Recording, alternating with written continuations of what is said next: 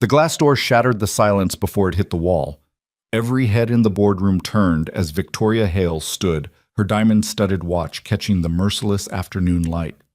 "You're fired," she said, her voice cold enough to frost the floor-to-ceiling windows. The young manager's face drained of color. 20 executives held their breath. But then, impossibly, a voice cut through the tension. A janitor's voice, calm and unwavering. "With all due respect, ma'am, crushing someone's spirit won't fix the problem." The room stopped breathing. No one had ever challenged Victoria Hale. No one dared. Until today. Welcome to a story about power, fear, and the courage to be human. If you stay with me until the end, you'll witness how one honest man changed everything. Please hit that like button and comment with your city name. I want to see how far this story travels across the world. The Hale Industries Tower pierced the Manhattan skyline like a chrome needle. 73 floors of glass and steel that reflected everything but revealed nothing. From her corner office on the top floor, Victoria Hale surveyed the city below with the detachment of a chess master studying pieces on a board. She didn't see people down there. She saw patterns, predictabilities, variables to be controlled. At 42, Victoria had built an empire that made grown men stammer and seasoned executives check their presentations 3 times before entering her orbit. Her wealth was estimated at $4.3 billion, but numbers were just numbers. What mattered was the power. The way a room shifted when she entered, the way conversations died mid-sentence, the way even her praise felt like a warning. She wore her trademark charcoal suits like armor, her dark hair pulled back so severely it seemed to stretch her face taut, sharpening already sharp features. Her eyes were the color of winter ice, and they missed nothing. A wrinkle in someone's shirt. A half-second hesitation before answering. The slight tremor in a voice that betrayed uncertainty. Victoria collected weaknesses the way other people collected art. This particular Thursday morning had started like any other. She'd arrived at 5:47 a.m., always before sunrise, always before anyone else. She'd reviewed 3 acquisition proposals, rejected 2, and torn apart the third with red ink precision that would make the M&A team rebuild it from scratch. By 8:30 a.m., she'd attended a virtual meeting with her Tokyo office, where her fluent Japanese had surprised a new partner who'd hoped the language barrier might buy him some grace. It hadn't. At 9:15 a.m., she'd passed through the executive floor with her assistant Marcus scrambling to keep pace, his tablet glowing with her schedule. Employees flattened themselves against walls as she passed, eyes down, conversations dying like candles snuffed out. The fear was palpable, thick enough to taste. And Victoria? She breathed it in like oxygen. "The quarterly review meeting is in 15 minutes, Ms. Hale," Marcus said, his voice carefully neutral. He'd learned years ago not to inflect emotion around her. She interpreted enthusiasm as manipulation and concern as weakness. "I'm aware, Marcus." Victoria's heels clicked against the marble floor like a countdown timer. "Is everyone prepared?" The slight pause before his answer told her everything. "Mr. Chen from Technical Development requested 5 more minutes to—" "No. Ms. Hale, the presentation system had a malfunction this morning, and—" Victoria stopped so abruptly that Marcus nearly collided with her. She turned, and he took an involuntary step backward. "Marcus, what do we pay the Technical Development Department to do?" "To ensure systems function properly, ma'am. And if they can't manage that single responsibility, what does that tell us about their competence?" Marcus swallowed. "That it's inadequate." "Precisely." Victoria resumed walking, her stride unbroken. "The meeting starts at 9:30. If Mr. Chen isn't ready, he can explain why in front of everyone." The conference room on the 71st floor was a masterpiece of intimidation design. Victoria had ensured that personally. The table was black glass, polished to a mirror shine that reflected every uncomfortable facial expression. The chairs were deliberately just slightly too low, putting everyone at a psychological disadvantage when Victoria remained standing, which she often did. The windows behind her position flooded the room with glaring light, forcing people to squint when looking at her, while she remained a silhouette, more shadow than human. 20 department heads filed in with the solemn precision of soldiers heading to battle. They carried tablets, folders, carefully prepared speeches they'd rehearsed in mirrors and in their cars and in the elevator on the way up. They wore their best suits, their most confident expressions, their most bulletproof presentations. None of it would be enough. It never was. David Chen, head of technical development, took his seat near the middle of the table, his face already glazed with a thin sheen of sweat despite the aggressive air conditioning. He was 34, brilliant with code and systems architecture, but terrified of public speaking, especially in front of Victoria Hale. His hands trembled slightly as he arranged his notes. Victoria entered at 9:30 exactly, not 1 second before or after. The room fell silent so completely that the hum of the ventilation system became suddenly, oppressively audible. She didn't greet anyone. She sat, folded her hands on the table, and simply looked at David Chen. "Mr. Chen, you have the floor." David stood, his chair scraping loudly in the silence. He cleared his throat, clicked his remote. The screen behind him remained dark. He clicked again. Nothing. The system was... David's voice cracked. He clicked a third time, panic rising in his eyes like floodwater. "It was working in the test room. I confirmed it myself." "Perhaps you should have confirmed it here." Victoria's voice was silk over steel. "Yes, ma'am, you're absolutely right. I should have..." David fumbled with his tablet, trying to pull up the presentation manually. "If you could just give me one moment to You've had all morning, Mr. Chen. I understand, but the system malfunction wasn't... Whose responsibility is system functionality?" The question hung in the air like an executioner's blade. David's face went pale. "Mine, ma'am." And yet here we are. 20 executives waiting because you failed to perform the single most basic requirement of your position. Victoria's voice never rose, never sharpened. It didn't need to.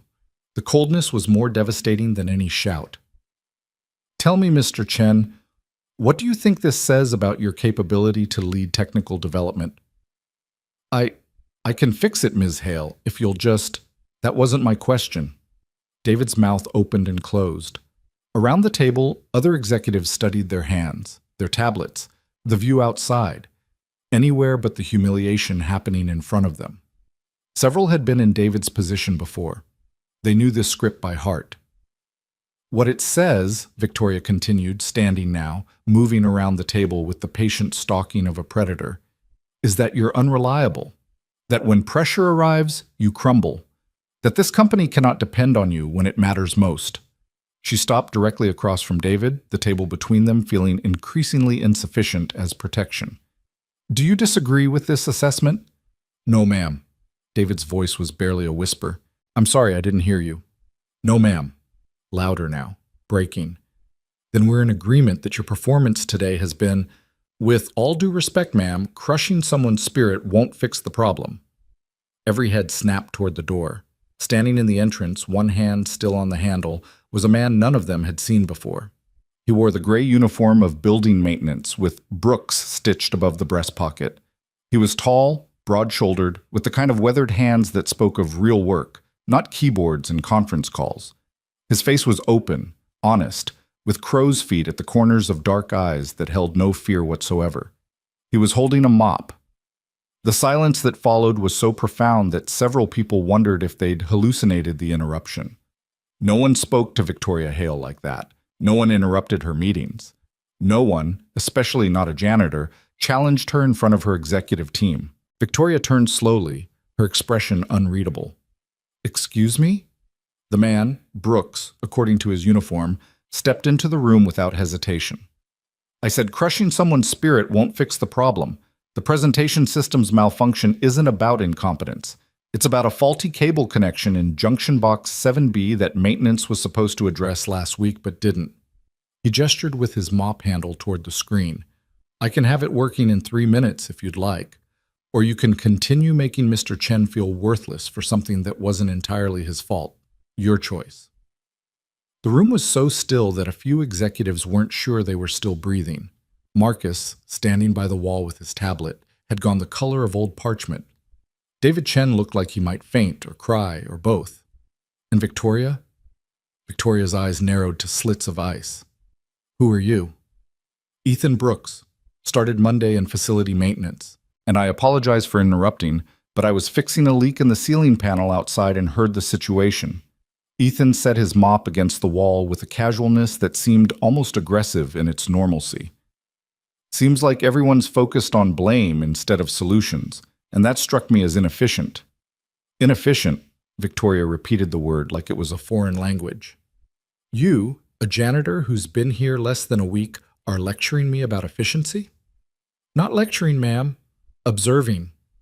Ethan moved toward the presentation equipment at the front of the room, undeterred by the 20 pairs of eyes tracking him like surveillance cameras. See, where I come from, when something breaks, you fix it.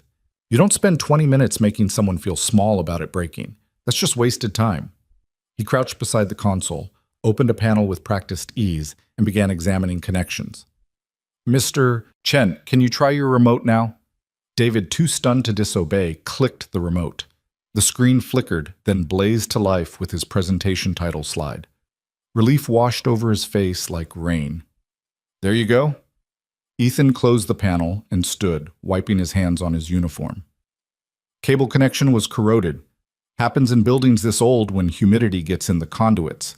Not something your IT department would catch. It's a physical infrastructure issue. He looked directly at Victoria, his gaze level and unwavering. Mr. Chen's presentation is ready now. Seems like the most efficient use of everyone's time would be to hear it. For a long moment, Victoria simply stared at this janitor who'd walked into her domain, fixed her problem, and implicitly called her cruel, all without a trace of fear or apology. Something dangerous flickered in her eyes, something that made Marcus seriously consider updating his resume before the day ended. Then Victoria spoke, her voice soft as falling snow and twice as cold.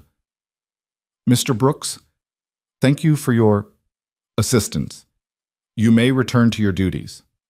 It was a dismissal, a clear, unmistakable order from a woman whose orders were never questioned. Ethan nodded. Sure thing. But before he turned to leave, he looked at David Chen and said something that no one expected. Good luck with your presentation, Mr. Chen. From what I saw on that title slide, looks like solid work. Then he picked up his mop and walked out, leaving behind a room full of people who couldn't quite process what had just happened.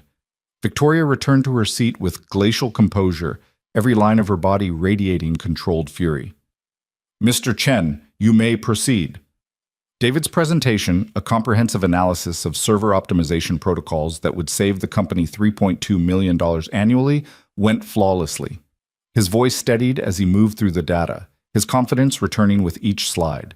It was brilliant work, actually, the kind of innovative thinking that separated good companies from great ones. Victoria barely heard a word of it. Her mind was locked on the janitor who dared to challenge her, Ethan Brooks. The audacity of it was staggering, the sheer, unthinking courage, or stupidity, she couldn't decide which, to walk into her meeting, contradict her, and then speak to her as if she were just another person. Not a billionaire, not a CEO, not the woman whose reputation made Fortune 500 executives sweat. Just a person. It was intolerable. When David finished his presentation to genuine applause, soft and brief but present, Victoria gave a single nod. Acceptable. Implementation budget approved. Next item. The meeting continued for another 90 minutes, covering acquisition strategies, market expansion proposals, and quarterly performance metrics. Victoria participated with her usual ruthless precision, but a corner of her mind remained fixed on that moment of interruption, on the man who'd looked at her without fear. She hated it. She hated him for it. And beneath the hatred, something else stirred, something she couldn't quite name and refused to examine. Curiosity, perhaps, or the unsettling recognition that someone had finally done what no one else had dared to do in 15 years, treat her like she was wrong. When the meeting finally ended and executives filed out with the relieved expressions of prisoners granted parole, Victoria remained in her seat, staring at the presentation screen now displaying the company logo. Marcus approached cautiously, like someone approaching a sleeping lion. Ms. Hale, should I contact HR about the janitor? Victoria was silent for a long moment, then, no, leave it. Marcus blinked. Ma'am? You heard me. Victoria stood, smoothing her jacket. Mr. Brooks fixed the problem. That's what we pay maintenance to do. There's nothing to report. It was a lie, and they both knew it. But Marcus nodded, grateful not to be the one carrying out whatever punishment Victoria was surely planning. Of course, Ms. Hale. Your 11:30 with the board is in 20 minutes. I'm aware. As Victoria walked back to her office, her heels clicking in rhythm with her heartbeat, she passed a maintenance closet on the 71st floor. The door was slightly ajar, and through the gap she could see Ethan Brooks inside, organizing cleaning supplies with the same methodical competence he'd shown with the presentation equipment. He looked up as she passed, met her eyes directly, and nodded. A simple acknowledgement, neither afraid nor defiant. Just there. Victoria didn't break stride, didn't acknowledge the gesture. But as she entered her office and closed the door, shutting out the world with its usual finality, she found herself standing at the window, looking out over the city she'd conquered, and wondering why one janitor's opinion bothered her more than the combined judgment of every executive in her empire. The rest of the day proceeded with mechanical precision. Conference calls with London and Singapore. A contract negotiation where she'd extracted 3 additional percentage points by simply staying silent until the other party grew uncomfortable enough to offer them. A shareholders' meeting where her quarterly report had been received with the appropriate mixture of awe and intimidation. Normal. Controlled. Perfect. Yet twice that afternoon, Victoria found herself pausing in the middle of sentences, her mind drifting to a man with a mop who'd looked at her humiliation of an employee and decided it was inefficient. Not cruel, not wrong, not morally questionable. Inefficient. The word irritated her like a grain of sand in an oyster, small but impossible to ignore. It implied that her methods weren't just harsh, they were wasteful. That fear, her most reliable tool, was somehow less effective than, what? Kindness? Understanding? The soft, useless emotions she'd carved out of herself years ago? At 6:47 p.m., as the sun began its descent behind the Jersey skyline, Victoria stood in her empty office and made a decision. Tomorrow, she would learn more about Ethan Brooks. Not to punish him. That would be too easy, too expected. But to understand what kind of man challenged a billionaire CEO without a trace of fear, to understand what he had that she'd lost so long ago, she could barely remember what it felt like. To understand why, for the first time in 15 years, someone had made her question whether being feared was the same thing as being powerful. 73 floors below, Ethan Brooks clocked out at 7 o'clock p.m. exactly, same as always. He nodded to the night security guard, stepped out into the Manhattan evening, and pulled his phone from his pocket. One new message from his daughter Lily's after-school program coordinator. "Lily did great today. See you tomorrow." Ethan smiled, genuine, warm, completely unlike anything that ever crossed Victoria Hale's face in her tower of glass and steel. He pocketed the phone and headed for the subway, already thinking about dinner and homework and bedtime stories, the real work of his life. He didn't think about Victoria Hale at all, but she was still thinking about him. And in the careful architecture of her controlled world, that simple fact was the first crack in a foundation she'd spent decades building, brick by brutal brick, fear by calculated fear, until she'd created a fortress so impenetrable that no one could reach her, not even herself. The tower lights blazed against the darkening sky, a monument to success and power. Inside, cleaning crews began their nightly routines, vacuuming executive carpets and emptying prestigious trash cans, invisible in the way that servants have always been invisible to those in power. Except now Victoria Hale had seen one of them, really seen him, and she couldn't unsee what that encounter had revealed, that perhaps the Emperor's new clothes were actually armor, and armor was just another word for prison. The city hummed on, indifferent to the small drama that had unfolded in one corporate boardroom. A janitor had spoken truth to power. Power had listened, despite itself. And somewhere in the machinery of those two lives beginning to intersect, the gears of change had begun to turn, slowly, painfully, but inevitably. The question was whether Victoria Hale would recognize that change before it destroyed everything she'd built, or whether she'd discover that destruction was exactly what she needed. Victoria Hale didn't sleep well that night. She lay in her penthouse bedroom, all white marble and minimalist furniture that looked more like an art installation than a place where humans rested, and stared at the ceiling, replaying the boardroom scene with surgical precision. Every word, every gesture, The way Ethan Brooks had moved through her space with the confidence of someone who belonged there, not because of title or wealth, but because he simply existed, and that was enough. It was infuriating. At 4:23 a.m., she gave up on sleep entirely and went to her home office, pulling up the HR files on her private server. Ethan Michael Brooks, age 37, hired through the facilities management contractor 5 days ago. Previous employment? Construction supervisor, elementary school maintenance director, briefly unemployed. Education? Associate degree in building systems technology, some college but no bachelor's. Marital status, widowed. Dependents, one daughter, age 9. Victoria studied his employment photo, a straightforward headshot where he looked directly at the camera with that same unwavering gaze he'd given her in the conference room. No practiced smile, no attempt to appear more impressive than he was, just himself. She closed the file with more force than necessary, the laptop clicking shut like a trap. The widowed part caught in her mind like a hook. So he understood loss. That explained nothing about why he'd thought it appropriate to lecture her about management style, but at least it suggested he wasn't completely naive about how the world worked. Though if he thought losing a spouse gave him insight into running a multi-billion-dollar corporation, he was more foolish than she'd initially assessed. By the time Victoria arrived at her office at 5:52 a.m., 5 minutes later than usual, a deviation that annoyed her, she'd decided on a strategy. She would observe. Watch this Ethan Brooks in his natural environment, see what kind of man he really was when he wasn't grandstanding in executive meetings. People always revealed their true selves when they thought no one important was watching. What Victoria didn't anticipate was how difficult it would be to observe someone who seemed to exist everywhere at once. Over the following 3 days, she began noticing Ethan Brooks with the kind of irritating frequency that suggested either cosmic conspiracy or the simple fact that she'd never paid attention to maintenance staff before. He was in the executive break room at 7:15 a.m., fixing a coffee maker that had been broken for 2 weeks, chatting easily with the early arriving assistants who normally moved through the space like frightened mice.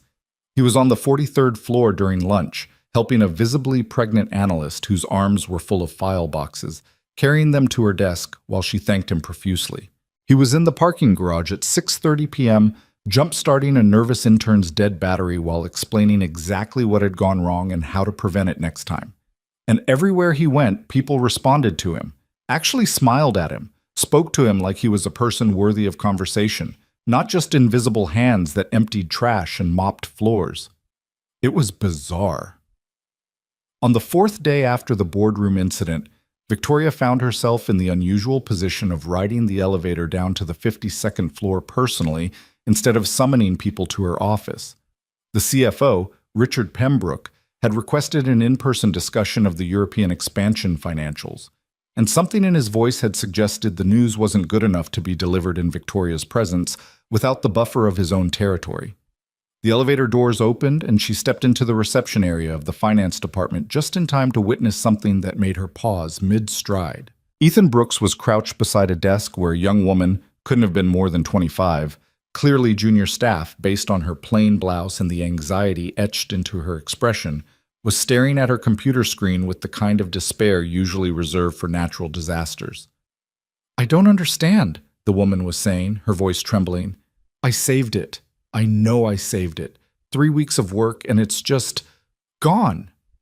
"Okay, let's take a breath," Ethan said calmly, his hands resting on his knees as he studied the screen. "Computer problems always feel like the end of the world, but most of the time there's a solution. Tell me exactly what happened." "I was working on the quarterly reconciliation report and the system froze, and I had to force quit, and when I opened it again the file was corrupted. Everything's gone." A tear rolled down her cheek, which she wiped away quickly, embarrassed. "Mr. Pembroke is going to kill me. This was due yesterday. First thing, nobody's going to kill you over a computer problem. Second thing, corrupted doesn't always mean gone. Do you have auto backup enabled?" I don't know. I'm not good with technology." Ethan stood, rolled up his sleeves, a gesture so casual it seemed almost defiant in this temple of business formal, and leaned over the keyboard. "Let's find out. What's the file name?" Victoria watched as Ethan navigated through system folders with surprising competence for someone whose job description involved mops and cleaning supplies. His fingers moved quickly across the keyboard, opening directories and running recovery protocols that most of the IT staff would have fumbled through. "There," he said after about 90 seconds. "Auto backup captured a version from about 3 hours ago. You'll have to redo this morning's work, but the bulk of it is intact." The woman's relief was so palpable that she actually made a small sound, half laugh and half sob. "Oh my God, thank you. Thank you so much. I thought I was going to get fired." "Nobody should get fired for a computer crash," Ethan said, opening the recovered file for her. "That's just technology being technology. Now you know about the backup system, though, so next time won't be as scary." He straightened, offering her a reassuring smile. "And for what it's worth, anyone who'd fire you over an accident isn't worth working for anyway." That's when he noticed Victoria standing 15 feet away, watching. His expression didn't change, no fear, no surprise, just acknowledgement. He nodded, the same simple gesture he'd given her in the hallway days before, then picked up his supply cart and walked past her toward the elevator. Victoria remained frozen for a moment, processing what she'd just witnessed. Then she continued to Pembroke's office, where the CFO delivered his news about European market complications with appropriate gravitas, and she responded with her usual incisive questions and decisive directives. But a corner of her mind remained fixed on what Ethan had said to that junior analyst. Anyone who'd fire you over an accident isn't worth working for anyway. The implicit criticism was unmistakable. He might as well have looked directly at Victoria and said, "Your leadership style is garbage." That evening, instead of working until 9 p.m. as she normally did, Victoria left at 7:15 and found herself doing something she hadn't done in years, walking through the building's lower floors without purpose or destination. Just observing. On the 38th floor, she saw Ethan helping the night security guard understand a new electronic time card system, his patience evident as he walked the older man through each step twice. On the 29th floor, he was repairing a broken chair for a custodian who'd been making do with the wobbly furniture rather than request a replacement because nobody listens to maintenance requests anyway. On the 17th floor, he was showing an intern how to properly recycle electronics instead of throwing them in regular trash, explaining the environmental impact in a way that was educational rather than preachy. And everywhere, that same quality. People trusted him, spoke to him freely, smiled at him with genuine warmth, not the calculated professional pleasantness that everyone showed Victoria. By the time she returned to her office, Victoria felt something unfamiliar stirring in her chest. Not quite anger anymore. Something more uncomfortable. It might have been jealousy. The next morning, Victoria broke her routine entirely. Instead of arriving at 5:47 a.m., she came at 7:30, timing it deliberately. The executive break room was fuller at this hour, assistants and junior managers grabbing coffee before the day's chaos began. And there, as she'd predicted, was Ethan Brooks, replacing the water bottle on the cooler. "Morning, Ms. Hale," he said without looking up, his tone exactly as casual as it had been with everyone else. No special deference, no fear. "Mr. Brooks." Victoria poured herself coffee she didn't want, just to have a reason to linger. Around them, the usual morning chatter had died the moment she entered, replaced by the familiar, uncomfortable silence. "I've noticed you have quite a range of skills beyond janitorial work." "Maintenance is more than mopping floors," Ethan replied, finally looking at her as he hefted the empty water bottle. "Buildings are complex systems. You learn to fix whatever needs fixing. Including people problems, apparently." Ethan's expression flickered with something. Amusement, maybe? "I help where I can, not claiming to fix anything. Yet you felt qualified to interrupt my executive meeting to offer management advice."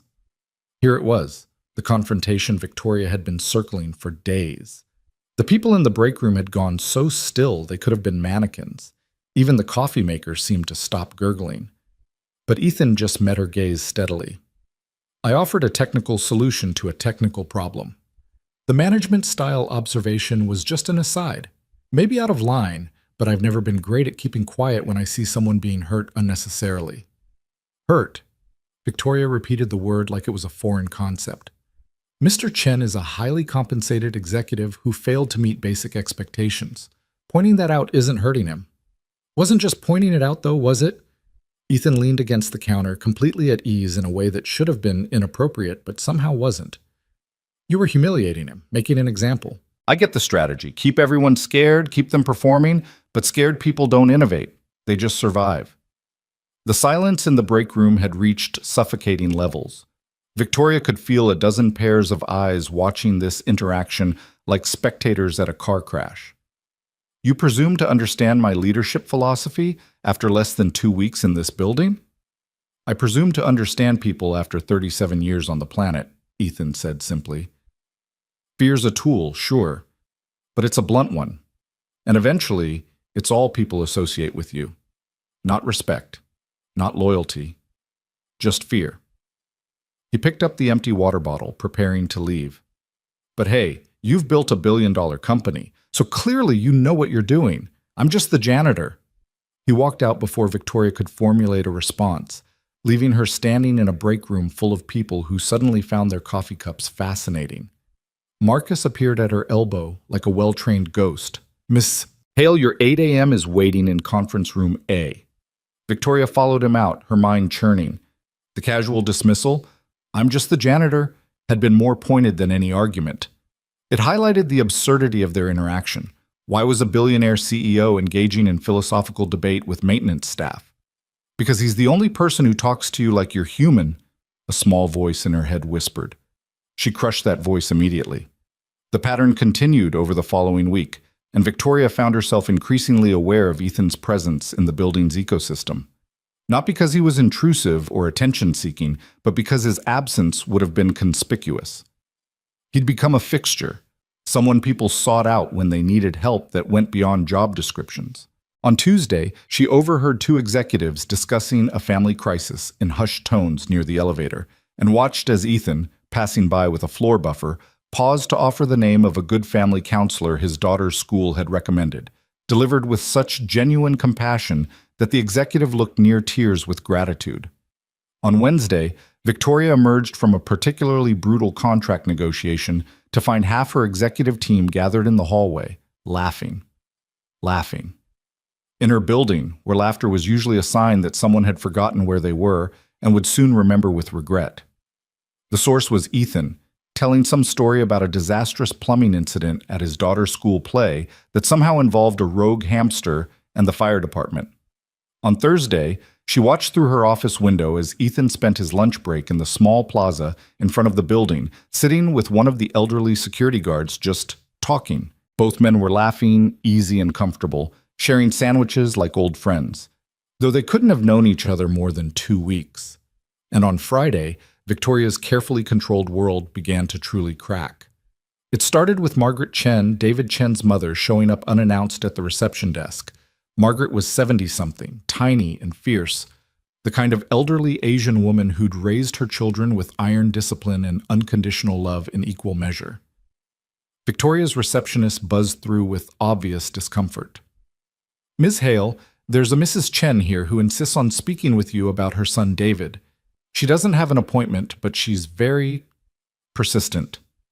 Victoria considered having security remove her. That would have been the efficient response. But curiosity won out. Send her up. Margaret Chen entered Victoria's office with the fearlessness of someone who'd survived things that made billionaire disapproval seem trivial.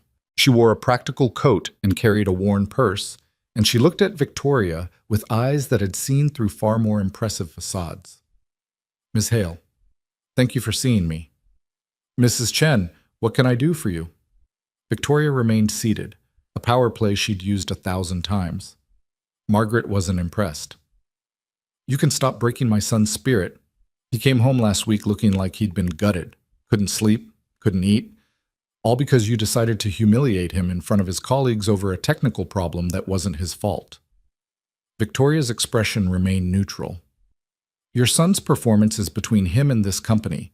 I don't discuss personnel matters with... I'm not here for discussion, Margaret interrupted, and the steel in her voice could have cut diamonds. I'm here to tell you that David is a good man. He's brilliant at his job. He works 16-hour days trying to meet your impossible standards. And one technical failure, one moment of bad luck, and you treated him like he was worthless. I treated him according to the standards we maintain here. You treated him like he was disposable. Margaret stepped closer to the desk, and Victoria found herself resisting the urge to lean back. My son is not disposable. He's a human being with feelings and dignity, and just because you've forgotten what those things mean doesn't give you the right to strip them from others. The words hit like a physical blow.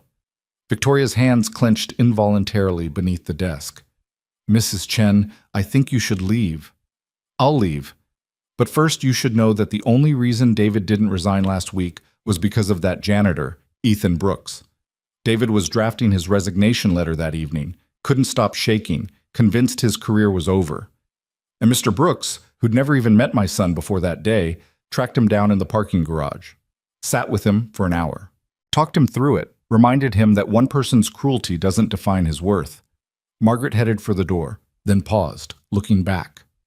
My son stayed because someone showed him kindness when you showed him contempt. You might want to think about what that says about your leadership, Ms. Hale. Not the billion-dollar kind, the human kind. Then she was gone, leaving Victoria alone with words that seemed to echo in the suddenly too large office. For several minutes, Victoria simply sat, staring at the space where Margaret Chen had stood. The accusation of cruelty shouldn't have bothered her. She'd been called worse. She'd been called ruthless, merciless, a corporate ice queen, the devil in designer suits. None of it had ever mattered because results mattered, success mattered, the architecture of power mattered. But you've forgotten what those things mean, feelings and dignity that lodged somewhere uncomfortable.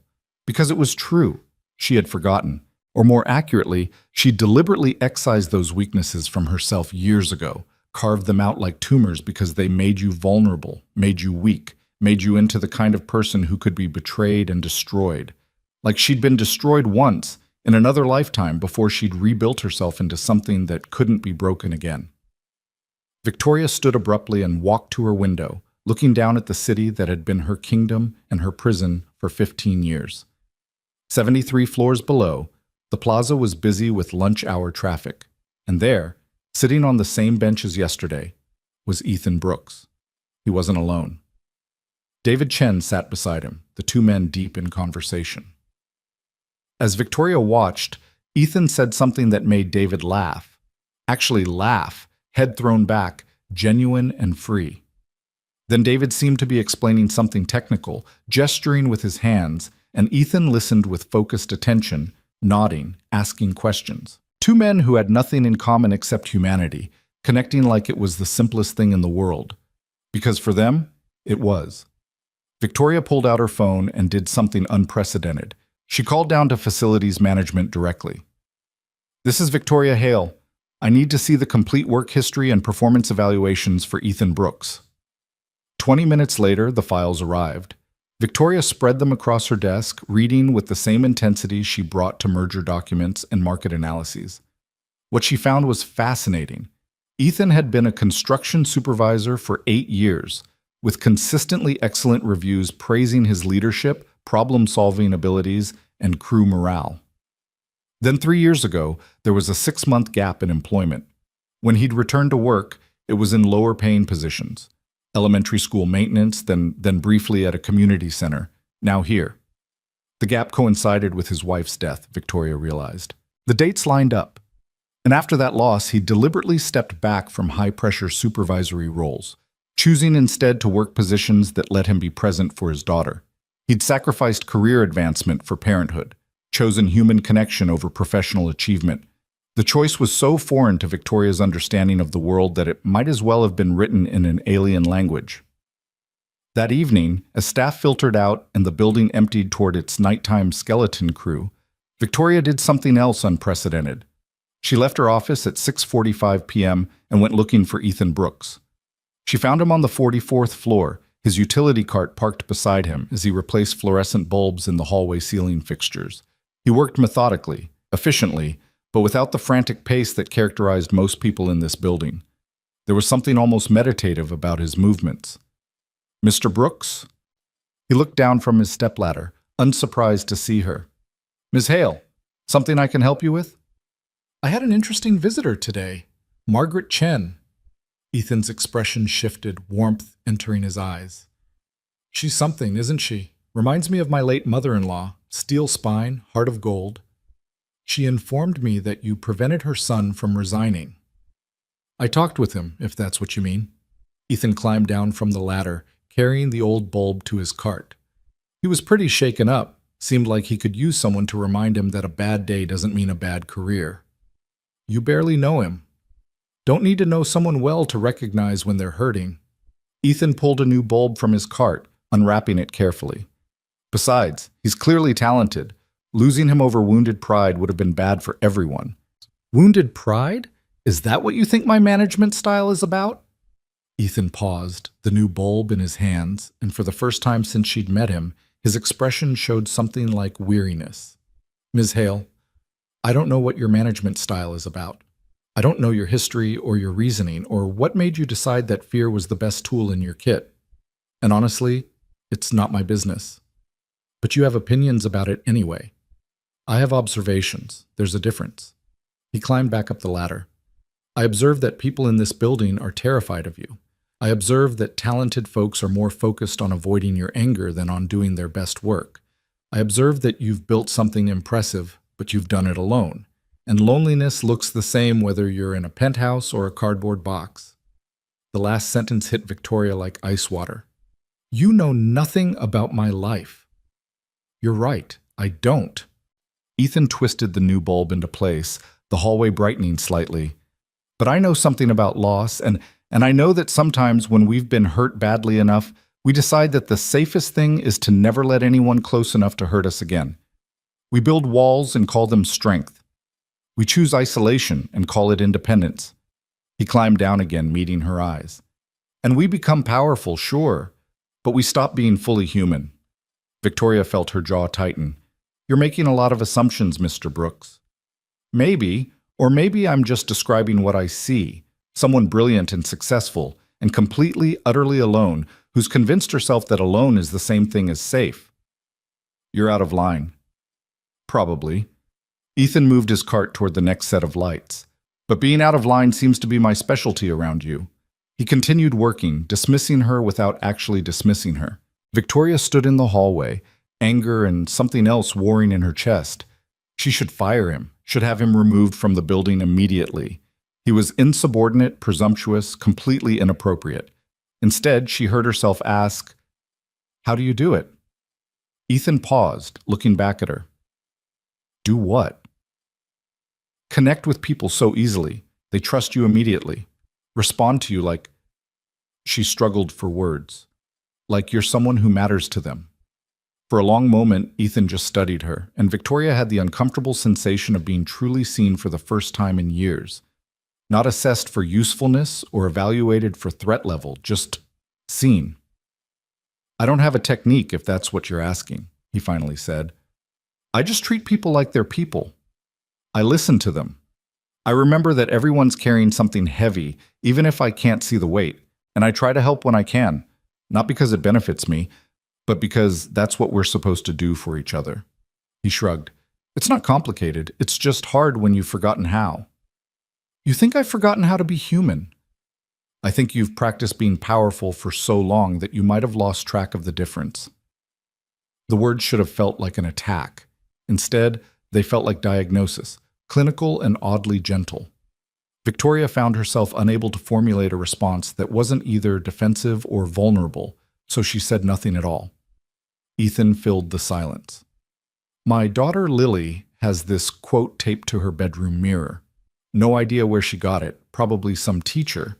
But it says, people will forget what you said, people will forget what you did, but people will never forget how you made them feel. He smiled slightly. Seems like good wisdom, for 9-year-olds and billionaires alike. Then he returned to his work, leaving Victoria standing in a hallway that seemed somehow different than it had been 10 minutes ago. The same walls, the same floors, the same corporate sterility. But the space felt less certain somehow, like the foundations had shifted slightly and everything was now at a subtle angle she couldn't quite correct. Victoria walked back to her office in silence, her mind churning with thoughts she hadn't entertained in years. Once inside, she didn't go to her desk. Instead, she stood at the window, watching the city lights bloom against the darkening sky. and tried to remember the last time anyone had made her feel anything other than feared. She couldn't. The realization should have felt like victory. Instead, it felt like loss. 73 floors below, Ethan Brooks finished his shift and headed home to his small apartment where his daughter would be waiting with stories about school and questions about homework and requests for bedtime stories. His life was modest, unremarkable, filled with the ordinary struggles of single parenthood and bill paying and making sure there was enough peanut butter for the week. He didn't think about Victoria Hale at all that night. He made spaghetti for dinner, helped Lily with a math worksheet about fractions, read 3 chapters of her current favorite book about dragons and unlikely heroes, and tucked her into bed with kisses and I love yous that came as naturally as breathing. But Victoria thought about him. She thought about him while eating a catered meal alone at her desk. She thought about him while reviewing contracts that would shape markets but not lives. She thought about him while lying in her empty penthouse bed, staring at ceiling shadows, and wondering when exactly she'd traded connection for control and whether there was any way back from that transaction. And in the vast distance between their worlds, separated by money and power and choices made long ago in moments of pain, something had shifted. Not dramatically, not obviously, just a small crack in the armor Victoria had spent 15 years perfecting. A crack through which light might eventually enter if she could find the courage to let it. The change in Victoria was subtle enough that most people didn't notice. She still arrived early, still ran meetings with precision that bordered on surgical, still made decisions that shaped markets and careers with equal efficiency. But Marcus, who'd worked beside her for 6 years, noticed the small things. The way she paused half a second longer before delivering criticism. The way her eyes occasionally tracked maintenance staff moving through the executive floor. The way she'd stopped working quite as late, leaving at 8 instead of 10, though he had no idea what she did with those extra hours. What Victoria did with those hours was think and watch, and slowly, painfully, begin to question the empire she'd built from fear and distance. 2 weeks after her hallway conversation with Ethan, she implemented a policy change that shocked her executive team. Anonymous feedback forms where employees could report management concerns without fear of retaliation. It was a small gesture, almost meaningless given the culture of terror she'd cultivated. But it was something. The forms came back by the hundreds. Stories of casual cruelty, impossible standards, talented people leaving for lower-paying jobs just to escape the pressure. Victoria read every single one, alone in her office after everyone else had gone home, and felt the weight of what she'd created settle onto her shoulders like concrete. She'd built a prison, and she was both warden and inmate. But understanding the problem and solving it were different continents, and Victoria had no map for the territory between them. So she did what she'd always done when facing something she didn't understand. She observed, she analyzed, she tried to reverse engineer the formula that made Ethan Brooks so effortlessly human. It proved surprisingly difficult to study someone who wasn't trying to impress you. 3 weeks after the hallway conversation, on a Tuesday that started like any other, Victoria's carefully controlled world began to truly unravel. The first sign was minor, a flicker in the overhead lights during her 9 a.m. strategy meeting. Everyone paused, looked up, then continued when the light stabilized. Victoria made a mental note to have facilities check the electrical system, then promptly forgot about it as the discussion turned to the Tokyo acquisition that required her full attention. The second sign came at 10:17 a.m. when the climate control system began pumping air that was noticeably warmer than the precise 68 degrees Victoria mandated throughout the building. Her assistant called facilities. They promised to investigate. At 11:33 a.m., 3 elevator banks shut down simultaneously, trapping 2 executives between floors and forcing everyone else to use the stairs or wait for the 4 remaining functional elevators. The building engineer assured Victoria it was a minor software glitch, easily resolved. At 12:04 p.m., the building's backup generator kicked in for no apparent reason, causing a brief surge that crashed several computer systems on the lower floors. And at 12:47 p.m., every light in the Hale Industries tower went dark. Not dimmed, not flickering, completely, utterly dark. Victoria was in her office on a video call with the London team when her screen went black. The sudden absence of the computer's hum made the silence profound. Through her window, she could see other buildings glowing with normal power, which meant this wasn't a grid failure. This was their building, their system, their problem. She stood, moving toward her office door with the muscle memory of someone who knew every inch of her territory. But opening the door revealed chaos. The executive floor, usually pristine and ordered, had transformed into confusion. People emerged from offices with their phone flashlights activated, voices rising in question and concern. What's happening? Is this a fire drill? My presentation was due in 20 minutes. Are we supposed to evacuate? Victoria's mind shifted immediately into crisis mode. She pulled out her phone, still charged, thank God, and called building security. The line was busy. She tried facilities management, same result. She tried Marcus, who appeared at her elbow almost immediately, his face pale in the dim light from the windows. Ms. Hale, building-wide power failure. Emergency lighting should have kicked in but didn't. Security is trying to determine if this is a cyber attack or... Get me the building engineer, now! He's not responding. I think he's trapped in one of the elevators. Of course he was. Victoria's jaw tightened. 73 floors of confused, increasingly panicked employees, no emergency lighting, no functioning elevators, and no building engineer.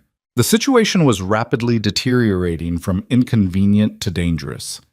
Tell security to start organized evacuation procedures. Stairwells only, orderly descent, no panic, and someone find out what the hell happened to our backup systems.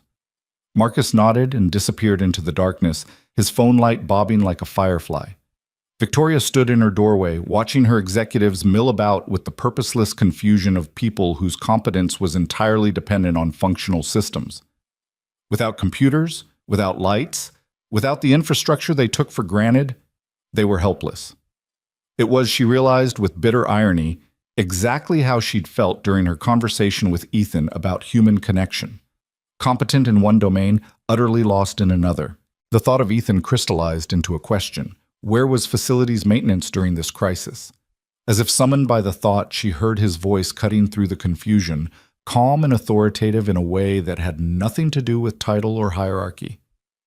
Folks, I need everyone to stay calm and move toward the stairwells in an orderly fashion.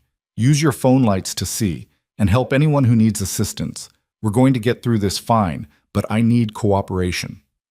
Victoria moved toward the voice, finding Ethan in the central corridor with what appeared to be a battery-powered lantern, directing traffic like a conductor with an orchestra. People were actually listening to him, the panic in the air dissipating as his composure spread through the crowd. Mr. Brooks, Victoria said, reaching him. What's the situation? Ethan looked at her, and in the stark shadows cast by the emergency lantern, his expression was grimly serious. Main power is completely out. Backup generators failed to engage, which suggests either a software problem or physical damage to the transfer switches. Emergency lighting system is down, which should be impossible since it's on a separate circuit with independent battery backup. This isn't a simple outage, Ms. Hale. Something's fundamentally wrong with the building's electrical infrastructure. How long to fix it? Depends on what's wrong. Could be 20 minutes, could be 20 hours. He gestured to the evacuating crowd. Right now, priority is getting people out safely and making sure no one's trapped or injured. After that, I can investigate the systems. You? You're a janitor. The words came out more harshly than Victoria intended, sharpened by stress. But Ethan didn't flinch. I'm also a licensed electrician and former construction supervisor who's worked on building systems a lot more complex than this one. So, yes, me. Unless you've got someone better available? Victoria thought of her building engineer trapped in an elevator, her facilities manager who hadn't answered his phone, her entire technical team who were probably as panicked as everyone else. No, I don't. Then let me do my job. Ethan handed the lantern to a passing executive. Sarah, can you help guide people to the north stairwell? Stay calm, move slowly, make sure the elderly folks on this floor get assistance. Sarah, a senior VP who normally wouldn't take orders from anyone below C-suite level, nodded immediately and took the lantern without question. The automatic deference to Ethan's authority in this moment would have fascinated Victoria if she weren't so focused on the unfolding crisis. What do you need from me? She asked Ethan. He looked at her with something like surprise, as if he'd expected her to demand rather than offer. Keep people calm and organized up here while I get down to the electrical room. If you can reach security, tell them not to call the fire department yet. Too many people on the stairwells already. Adding firefighters will create congestion. We've got time before this becomes a real emergency. How do you know that? Because the building's not on fire, structural integrity is fine, and the biggest danger right now is panic causing a stampede, which we prevent by staying calm and moving deliberately. He was already heading toward the stairwell, pulling a flashlight from his maintenance belt. I'll radio up when I know more. Then he was gone, descending into darkness, while Victoria stood in the center of controlled chaos, watching her executives and assistants and department heads navigate the crisis with varying degrees of competence. Some rose to the occasion, helping others and maintaining order. Others dissolved into complaint and helplessness, demanding solutions as if their positions entitled them to exemption from reality. Victoria spent the next 40 minutes doing something she'd never done before, actually working alongside her employees as equals. She helped an older accountant navigate the dark corridors to the stairwell. She carried boxes of critical files for a paralegal who couldn't manage them and the descent simultaneously. She answered questions she didn't have answers to with honesty instead of false certainty, and discovered that people responded better to, "I don't know yet, but we're working on it," than they ever had to her usual absolute declarations. By the time the 71st floor was mostly evacuated, with only essential personnel remaining, Victoria found herself in the emergency stairwell with Marcus and a handful of executives who'd refused to leave without her. "Ms. Hale, you should evacuate too," Marcus said. "We can coordinate from the plaza." "Not until we understand what happened." Victoria checked her phone. No word from Ethan, no updates from security. The building felt wrong in the darkness, like a body without a heartbeat. "Has anyone reached the building engineer?" "Fire department got him out of the elevator 10 minutes ago. He's shaken up but fine, said he has no idea what caused the failure. Everything was normal on his morning checks." Victoria's mind raced through possibilities. Cyber attack seemed most likely, but the physical failure of multiple redundant systems suggested something more direct. Sabotage? Structural damage? A catastrophic equipment failure that somehow cascaded through every safety backup? Her phone buzzed. Text from an unknown number. "This is Brooks. Using maintenance phone. Found the problem. It's bad. Need you in the electrical room, sub-level 2. Victoria showed the message to Marcus. "I'm going down." "Ms. Hale, that's not—" "I'm going down," she repeated, her tone brooking no argument. "You coordinate evacuation from here. If I'm not back in 30 minutes, send security after me." She descended before Marcus could protest further, her phone flashlight casting wild shadows on the concrete stairwell walls. 73 floors down. Her legs would hate her tomorrow, assuming there was a tomorrow that wasn't consumed by whatever disaster had crippled her building. The sublevel electrical room was a cathedral of machinery, normally humming with the quiet power that kept 73 floors of commerce functioning. Now it was silent except for the sound of Ethan moving through the darkness with a heavy-duty flashlight, examining junction boxes and circuit panels with systematic focus. "Mr. Brooks." He turned, and in the harsh flashlight beam, his face was grave. "You shouldn't be down here. It's not safe." "It's my building. Tell me what you found." Ethan gestured to a massive electrical panel on the far wall. Even Victoria, with no technical expertise, could see the damage. Scorch marks around several breakers, melted insulation, the acrid smell of burned wiring. Someone deliberately overloaded the main distribution panel, created a surge that fried the primary circuits, and here's the sophisticated part, also damaged the transfer switches for the backup generators. Everything that should have kept power running during a failure was systematically disabled. Victoria felt ice form in her stomach. Sabotage. Professional sabotage. Whoever did this knew exactly what they were doing. They didn't just want to cause an outage. They wanted to create maximum chaos by ensuring nothing could come back online quickly. "Can you fix it?" Ethan was quiet for a moment, his flashlight playing over the damaged equipment. "The backup generators are intact. The transfer switches can be bypassed manually. I can restore partial power to emergency systems and about 40% of the building within an hour, maybe 2. But Ms. Hale, this isn't my biggest concern right now." What is? He moved to a different panel, forcing open a locked access door that revealed a tangle of data cables. Several were severed, cut with precision. Your server room is on sub-level 3. If they had access down here, they had access there. And if they went to this much trouble to disable power, they probably went to equal trouble with your data systems. The implications hit Victoria like a physical blow. Every contract, every acquisition file, every piece of proprietary information that made Hale Industries worth billions. If someone had breached the servers during the chaos, I need to get to the server room. Not without me, Ethan said firmly. If someone's still down there, you're not going alone. They descended one more level in tense silence, the air growing cooler and more still. The server room door was ajar. Wrong. Immediately wrong. Because that door was supposed to be secured with biometric locks that wouldn't open without power unless someone physically broke through. Ethan entered first, flashlight sweeping the room. Banks of dark servers stood like tombstones, their usual symphony of fans and drives utterly silent. He moved methodically through the aisles, checking for physical damage or signs of data theft equipment. Victoria followed, her heart hammering. Years of work, decades of accumulated competitive advantage, all of it stored in these machines, now dark and vulnerable. Clear, Ethan finally said. No one's here. And honestly, I don't see signs of data extraction equipment. If they were here, they came and went before the power failed. Or they're planning to come back. Possible, which is why we need power restored and security tightened immediately. Ethan moved back toward the door. Stay here. I'm going to manually engage the backup generators. Should take about 15 minutes. When power comes back, check your systems immediately. Ethan.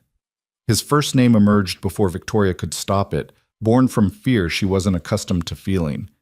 Be careful. He paused, turning back with an expression that was almost gentle. Always am. I've got a 9-year-old depending on me. Then he was gone, and Victoria was alone in a room full of silent machines that contained the entirety of her professional life. She'd never felt so helpless. All her wealth, all her power, all her carefully constructed control, useless in the face of darkness and sabotage and the fundamental fragility of systems she'd taken for granted. She thought of what Ethan had said weeks ago. People will never forget how you made them feel. Right now, Victoria felt terrified, vulnerable, dependent on a janitor who knew more about the infrastructure of her empire than she did. It was the most honest feeling she'd had in 15 years. 14 minutes later, lights flickered and then blazed to life throughout the sublevel. The servers began their boot sequence, drives spinning up with sounds like mechanical breathing. Victoria's phone immediately flooded with notifications, texts, calls, alerts from every corner of her organization demanding explanation and instruction. But before she dealt with any of that, she called Ethan's maintenance phone. He answered on the first ring, slightly out of breath. Generators are running. I've got about 40% of building power restored, focused on emergency systems and ground-level floors. Full restoration will take a professional electrical crew, probably tomorrow at earliest. The servers are booting. I need to assess potential data breach. Already called building security and told them to get cyber forensics in immediately. Also suggested they review security footage for the past week to see who had access to the sublevels. Victoria was silent for a moment, processing the fact that a janitor had thought 10 steps ahead while she'd been paralyzed by fear. Thank you. Just doing what needs doing. A pause. Ms. Hale, you should know. When I was down in the electrical room, I found something else. A timer mechanism, pretty crude but functional. Whatever happened today, it was designed to trigger during business hours for maximum disruption. Someone wanted to hurt your company specifically. The ice in Victoria's stomach spread to her limbs. This wasn't random corporate espionage. This was targeted, personal. I need to get back upstairs. Meet you in your office in 10 minutes. We need to talk about security protocols. Victoria spent the next 6 hours in controlled crisis mode, coordinating with cybersecurity, briefing the board, managing communications to prevent stock panic, and reviewing security footage with the building's security chief. The footage revealed nothing obvious. The sublevels showed normal maintenance access over the past week, no unfamiliar faces, no suspicious behavior. Whoever had done this knew the building's rhythms well enough to blend in perfectly. Through it all, Ethan worked alongside building security and the emergency electrical crew, his competence so evident that even the professional electricians deferred to his assessment of the damaged systems. He explained technical details to Victoria in terms she could understand, helped her prioritize which systems to restore first, and at one point physically prevented her from making a decision that would have saved money but compromised safety. No, he'd said flatly when she suggested bypassing certain inspections to get full power back faster. I don't care about your timeline. If those circuits aren't checked properly, we risk an actual fire next time there's a surge. Your impatience isn't worth people's lives.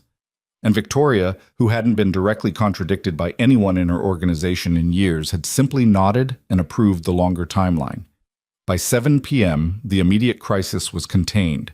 Partial power restored, critical systems secured, cyber forensics finding no evidence of data breach, and a plan in place for full restoration within 48 hours. The board was satisfied. The employees were safe. The damage was real, but manageable. Victoria stood in her office, now illuminated only by emergency lighting that cast strange shadows, and felt exhaustion crash over her like a wave. Not just physical tiredness from the stress and the 73 flights of stairs, but something deeper. Soul-level weariness from maintaining perfect control for so long that the first real crack had nearly shattered her completely. A knock on her open door. Ethan stood there, his maintenance uniform dirty and rumpled, his face lined with fatigue that matched her own. Heading out. Just wanted to let you know the night crew has been briefed on monitoring the backup systems, and the electrical contractor will be here at 6 a.m. to start full repairs. You're not leaving yet. It wasn't a question. Victoria moved to her desk where a bottle of whiskey, 25-year-old single malt that she kept for board celebrations, sat in a lower drawer. She pulled out 2 glasses, poured generous measures into each, and handed one to Ethan. I don't drink on the job, he said. You're off the clock. And after today, we've both earned this. Ethan hesitated, then took the glass. They stood in the dim office, the city lights beyond the windows painting them in amber and shadow, and drank in silence. The whiskey burned warm and real, cutting through the numbness. I would have failed today without you, Victoria said finally. No, you wouldn't have. You'd have figured it out. Not quickly enough. Not effectively enough. She stared into her glass. All my education, all my experience, all my authority, useless in an actual crisis. Meanwhile, you, a janitor, she caught herself. A maintenance worker with an associate degree and no executive title managed the situation better than anyone in my organization. That's not about intelligence or education, Ethan said quietly. It's about different kinds of knowledge. You know how to run a company. I know how to keep a building standing. Both matter. Today just happened to be a day when my skills were more immediately useful than yours. You're being generous. I'm being honest. You think I could negotiate a multi-billion-dollar acquisition? Could I manage international expansion strategies or navigate corporate law? I'd be lost in 5 minutes. We've got different expertise, that's all. Victoria shook her head. It's more than expertise. You stayed calm when I was terrified. You knew exactly what to do when I was paralyzed. You led people who should have been following me because you understand something I've forgotten. What's that? How to be someone worth following instead of someone to be feared. The admission hung in the air between them, raw and vulnerable in a way Victoria hadn't allowed herself to be in years. Ethan studied her with those steady, dark eyes that had never shown fear of her power, and she wondered what he saw. A billionaire having a moment of weakness? A corporate tyrant experiencing brief humility before returning to form? Or something more fundamental, a human being finally acknowledging her own limitations? Fear's an expensive currency, Ethan said eventually. You spend it to buy compliance, but what you end up with is people who do exactly what you tell them and nothing more. They don't innovate. They don't speak up when they see problems. They certainly don't go the extra mile when crisis hits. He gestured toward the darkened building beyond her office. Today, when real trouble came, how many of your executives stepped up versus shut down? Victoria thought of the chaos on the 71st floor, the complaints, the demands, the handful who'd actually helped versus the majority who'd simply expected someone else to fix everything. Not enough. Because you've trained them to wait for your orders, to never act without permission. To prioritize avoiding your anger over doing what's right. Ethan finished his whiskey. That's what fear gets you. Obedience, but not initiative. Compliance, but not loyalty. And what does your approach get you? Today? People who trusted me enough to stay calm when they could have panicked. Electricians who listened to my assessment even though I'm not their supervisor. You standing in a server room you'd probably never visited before because you believed I'd keep you safe. He met her eyes. That's what trust gets you, Ms. Hale. People who'll walk through darkness with you instead of just doing what they're told. Victoria set her glass down carefully, her hands steadier than they'd been all day. I don't know how to do that. Lead through trust instead of fear. It's not... She struggled for words. It's not in my toolbox. Then maybe it's time to learn some new tools. You make it sound simple. I make it sound possible. There's a difference. Ethan moved toward the door, then paused. For what it's worth, you did something today I didn't expect. You came down to the sublevels when you could have stayed safe upstairs. You asked what I needed instead of demanding what you wanted. You admitted you didn't have all the answers. Those are small things, but they're good things. Starts of things. He left before Victoria could respond, his footsteps echoing down the hallway until they faded into the building's renewed mechanical hum. Victoria stood alone in her office, surrounded by the trappings of power that had failed her when it mattered most, and felt something shift in her chest. Not a dramatic transformation, not a sudden revelation. Just a small crack in the armor she'd worn for so long she'd forgotten there was skin underneath. Today, her building had gone dark. Her systems had failed. Her authority had proved meaningless against physical reality. And a janitor had saved her empire while teaching her the uncomfortable truth that power and strength weren't the same thing. That control and leadership weren't synonyms. That the fortress she'd built around herself was actually a cage. And the key had been in her hand all along. She'd just forgotten what keys were for. The city lights glittered beyond her window. Thousands of lives lived in thousands of small rooms, each one containing someone who laughed and cried and connected and mattered in ways that had nothing to do with balance sheets or market dominance. Somewhere out there, Ethan Brooks was riding the subway home to his daughter, his modest apartment, his ordinary life that was somehow richer than Victoria's billion-dollar empire because it contained something hers didn't. Love. Connection. The simple human reality of mattering to someone beyond what you could do for them. Victoria picked up her phone and scrolled through the hundreds of messages from her executive team. Status updates, damage assessments, questions about protocol and procedure. Not one of them asked if she was okay. Not one expressed concern for her well-being. They saw her as a decision-making machine because that's exactly how she'd taught them to see her. She'd built this isolation deliberately, brick by brick, wall by wall, until she was untouchable and unreachable and completely, utterly alone at the top of her tower of glass and steel and self-imposed exile from the human experience. For the first time in 15 years, Victoria Hale admitted to herself that she was lonely. Not just alone. She'd chosen alone. Had made peace with alone. But lonely, which was different. Lonely meant wanting connection you didn't have. Lonely meant recognizing that something fundamental was missing from the empire you'd built. Lonely meant finally understanding that you'd won every battle and lost the war. The office felt colder than usual despite the restored climate control. Victoria sat at her desk, surrounded by symbols of success that suddenly felt like participation trophies for a competition that didn't matter.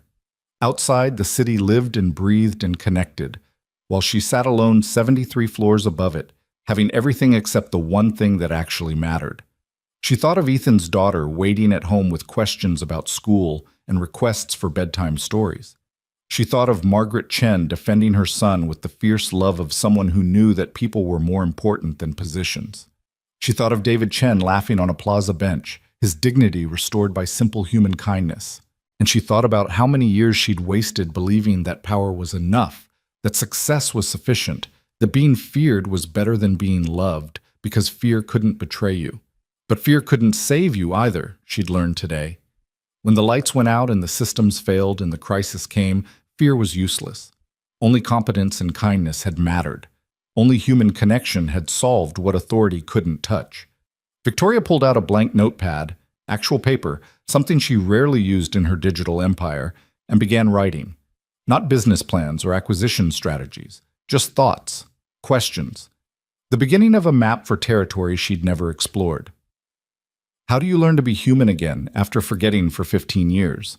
How do you build trust when you've perfected fear? How do you connect when you've mastered distance? She didn't have answers, but for the first time since she'd built her fortress, Victoria Hale admitted she needed them. And that admission, small and private and invisible to everyone except herself, was the first real step toward change. The building hummed around her, alive again, lights blazing in testament to restored power.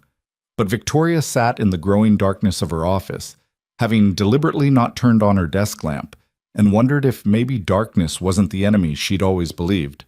Maybe darkness was just the space where you finally stopped pretending you could see everything and admitted you needed help finding the way. Victoria didn't go home that night.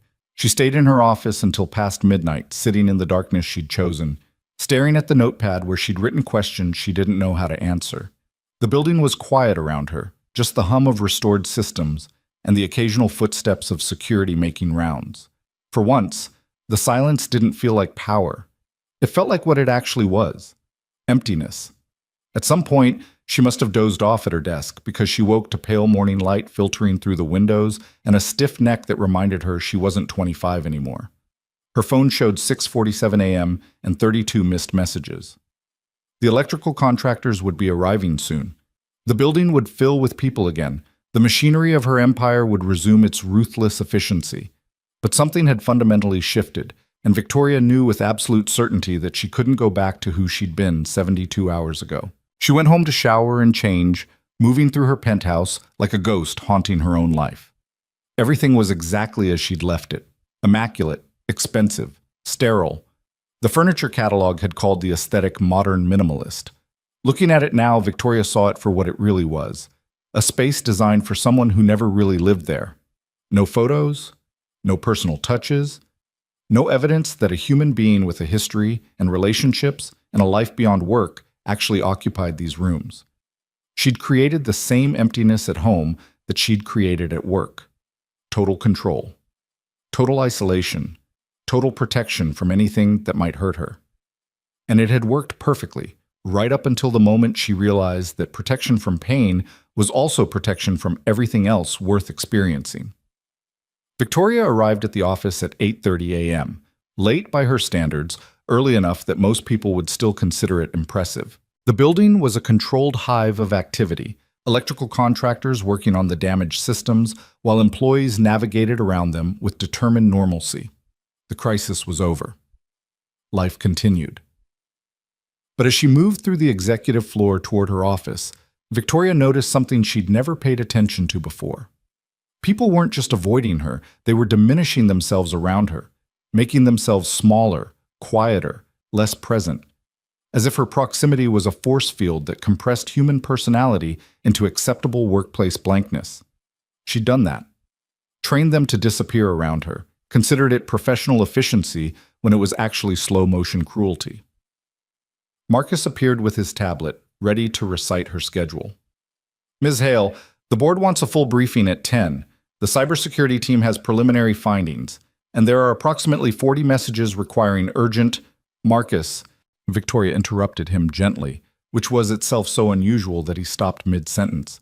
Before we start, I need to ask you something, and I need you to be honest. He looked wary. Of course, Ms. Hale. Are you afraid of me? The question hung in the air between them. Marcus's expression cycled through confusion, calculation, and finally a careful neutrality that was answer enough.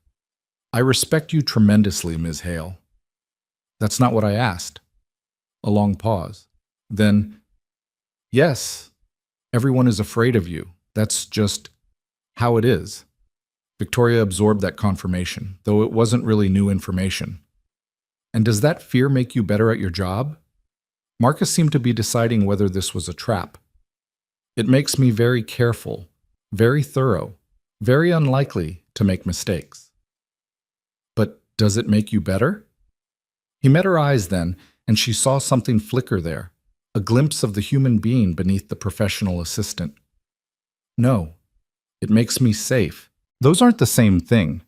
Victoria nodded slowly. Thank you for being honest. That must have been difficult. You have no idea, Marcus said with the faintest hint of dry humor, then immediately looked like he regretted it. But Victoria smiled, a real smile, not the sharp-edged expression that usually passed for one. Actually, I'm beginning to. Clear my schedule from 2 to 4 this afternoon. Marcus's fingers hovered over his tablet. Ms. Hale, the acquisition team has a presentation at 2:30 and reschedule it. This is more important. She left Marcus staring after her with an expression of profound confusion and went to find the person who'd somehow become the catalyst for her uncomfortable awakening. Ethan was on the 44th floor, helping the electrical contractors map the damaged circuits. He wore the same gray maintenance uniform, but Victoria noticed details she'd missed before. The way other maintenance staff deferred to him naturally, the easy competence with which he moved through technical work, the patience he showed explaining complex problems in simple terms. He looked up as she approached, unsurprised to see her. Ms. Hale, contractors say we'll have full power restored by this evening, no permanent damage to critical systems. That's excellent news. Mr. Brooks, I need to speak with you, privately. My office at 2 p.m. Something flickered across his face, not fear, but perhaps wariness. Is there a problem? No, I just need to talk. Victoria hesitated, then added, Please. The please seemed to surprise him more than anything else. He nodded. I'll be there. Victoria spent the rest of the morning in meetings that felt increasingly surreal. The board briefing, where she delivered facts and projections with her usual precision, while internally questioning why any of it mattered if the people building the company were miserable. The cybersecurity review, where she learned the sabotage had been traced to a disgruntled former employee who'd maintained contractor access, a security gap that existed because no one had felt comfortable bringing potential problems to her attention. Every meeting revealed another crack in the foundation she'd built. And instead of trying to patch them, Victoria found herself examining them, understanding for the first time how much her leadership style had cost the organization beyond what quarterly reports could measure. At 1:45 p.m., she did something unprecedented. She walked to the executive break room where a cluster of her managers were having lunch, and she sat down with them. The conversation died instantly. People froze mid-bite, coffee cups suspended halfway to mouths. Baltiki. Please continue, Victoria said. I'm just taking a break. No one continued. They sat in excruciating silence until Victoria realized that her very presence had killed whatever ease had existed before she arrived. She was a black hole of normalcy, sucking the human out of every space she occupied. She stood. I apologize for interrupting. Then, because something new and uncomfortable was pushing at the walls she'd built, she added, For what it's worth, you all handled yesterday's crisis well. I should have said that earlier. You should hear it more often when you do good work. She left them staring after her and heard the explosion of confused whispers the moment she was out of earshot. At exactly 2 p.m., Ethan knocked on her open office door. Victoria gestured him inside, and he entered with the same unshakable calm he brought to everything. She'd arranged 2 chairs by the window, away from her desk, an attempt to make this feel less like a performance review and more like an actual conversation. Thank you for coming, Victoria said, settling into one chair while Ethan took the other. I wanted to talk about what you said yesterday, about fear and trust and leadership. Okay, Ethan said carefully. I need to understand how you do it, how you connect with people so easily, how you earn trust instead of demanding obedience. And before you tell me it's not complicated, I need you to understand that for me, it is. I don't have a template for this. I don't know how to be the kind of leader people follow because they want to rather than because they're afraid not to.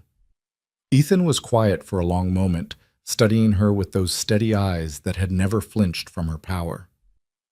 You're asking me to teach you something that can't really be taught. It's not a technique. It's not a set of phrases or behaviors you can adopt. It's about actually seeing people as people, not as functions in your organization. I do see them as people. Do you? Or do you see them as variables in an equation, resources to be managed, pieces on a board you're playing? He leaned forward, elbows on his knees. I'm not trying to be harsh, Ms. Hale, But from what I've observed, you interact with humans the way most people interact with machinery. You input requirements and expect outputs. And when the outputs don't meet your standards, you treat it like a mechanical failure rather than a human struggling. The accuracy of the observation stung. That's how I was trained to lead. Set high standards, hold people accountable, don't accept excuses. It built a billion-dollar company. I'm sure it did. But what did it cost you? Victoria looked out the window at the city below, all those lives she'd spent years viewing as background scenery to her success. Everything that matters, apparently. The admission came out quieter than she'd intended, raw in a way she hadn't allowed herself to be since she was much younger and much more foolish. She felt Ethan's gaze on her, patient and non-judgmental, and something in his silence gave her permission to continue. I wasn't always like this, she said. I was different before, softer. I believed in collaboration and mentorship and building teams based on mutual respect. I thought if you were excellent at what you did and treated people well, success would follow. What changed? Victoria's hands tightened on the chair arms. She hadn't told this story in 15 years, hadn't even thought about it in detail, had buried it so deep that most days she could pretend it had happened to someone else entirely. But Ethan had shared his loss with her, widowed, raising a daughter alone, rebuilding a life from tragedy. Maybe honesty deserved honesty in return. I had a business partner, she began, the words coming slowly like drawing water from a deep well. Jonathan Reeves. We started a tech company together right out of business school. He was brilliant, charismatic, someone I trusted completely. We were friends. Or I thought we were. She paused, old anger stirring beneath the surface. For 3 years, we built something incredible together, revolutionary software that could have changed our industry. And I poured everything into it, my time, my money, my reputation. I believed in him, in us, in what we were creating. Ethan didn't interrupt, just listened with the complete attention that seemed to be his natural state. Then, 2 weeks before our major product launch, I discovered he'd been systematically stealing our proprietary code, copying it to a competitor in exchange for a position in their executive team and a significant equity stake. Everything we'd built, everything I'd invested, he sold out from under me to advance his own career. That's brutal, Ethan said quietly. It destroyed the company, destroyed my reputation in the industry for years. I lost everything, my savings, my credibility, my ability to trust my own judgment about people. Victoria's voice remained steady, but the old wounds were as fresh as ever beneath the scar tissue. Worse than the financial loss was the betrayal itself. I trusted him completely, considered him family, and he looked me in the eye every single day while systematically robbing me blind. So you decided never to trust anyone again. I decided that trust was a liability, that caring about people made you vulnerable, that the only safe way to operate was from a position of absolute control where no one could hurt you because no one was close enough to matter. Victoria met Ethan's eyes. I rebuilt myself from scratch, went ruthless, made fear my primary tool because fear is reliable in ways that loyalty and friendship aren't. Fear doesn't betray you. Fear doesn't steal from you. Fear just works. Until it doesn't, Ethan said. Until you end up alone at the top of a tower, successful beyond measure and completely isolated from every human connection that makes life worth living. The truth of it hit like a hammer. Victoria felt her throat tighten. I thought isolation was safety. I thought if I never let anyone close enough to matter, no one could hurt me again. And were you right? Victoria considered the question. Yes. No one's betrayed me in 15 years. No one's stolen from me. No one's used my trust against me. But no one's loved you either.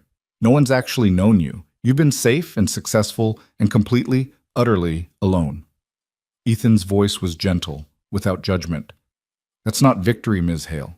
That's just surviving instead of living. The words broke something open in Victoria's chest, and she felt tears threatening for the first time in years. She blinked them back fiercely, refusing to cry in front of an employee, but Ethan had already seen them. It's okay to be hurt, he said. What happened to you was genuinely terrible. Being betrayed by someone you trust is one of the worst things a person can experience. You had every right to be angry and devastated and to take time to heal. But But at some point, healing has to mean more than just building walls. At some point, you have to decide that one person's betrayal doesn't mean all people are untrustworthy. That being hurt once doesn't mean you have to live in fear of being hurt forever. Victoria shook her head. You don't understand. When someone betrays you at that level, it doesn't just hurt. It changes you. Makes you question everything you thought you knew about reading people, about trusting your instincts. I couldn't afford to be wrong again. So instead you chose to be alone forever. Ethan leaned back in his chair. Can I tell you about my wife? The shift caught Victoria off guard. If you want to. Rebecca died 3 years ago, cancer. Started as something small, something treatable, then spread faster than anyone predicted. From diagnosis to death was 7 months. His voice remained steady, but Victoria could hear the grief beneath it, old and deep. She was 34. Lily was 6. We'd been together since college, and I'd never loved anyone or anything the way I loved her. I'm sorry. Thank you. It is the worst thing that ever happened to me. Watching someone you love deteriorate, knowing there's nothing you can do, feeling helpless while they suffer. He paused, looking out at the city. For months after she died, I was angry. Angry at the universe, at fate, at whatever you want to call the forces that took her from us. I felt betrayed by life itself. Here I'd done everything right, been a good husband, worked hard, built a stable life, and it didn't matter. She died anyway.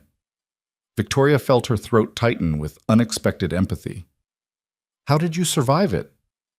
Barely, at first.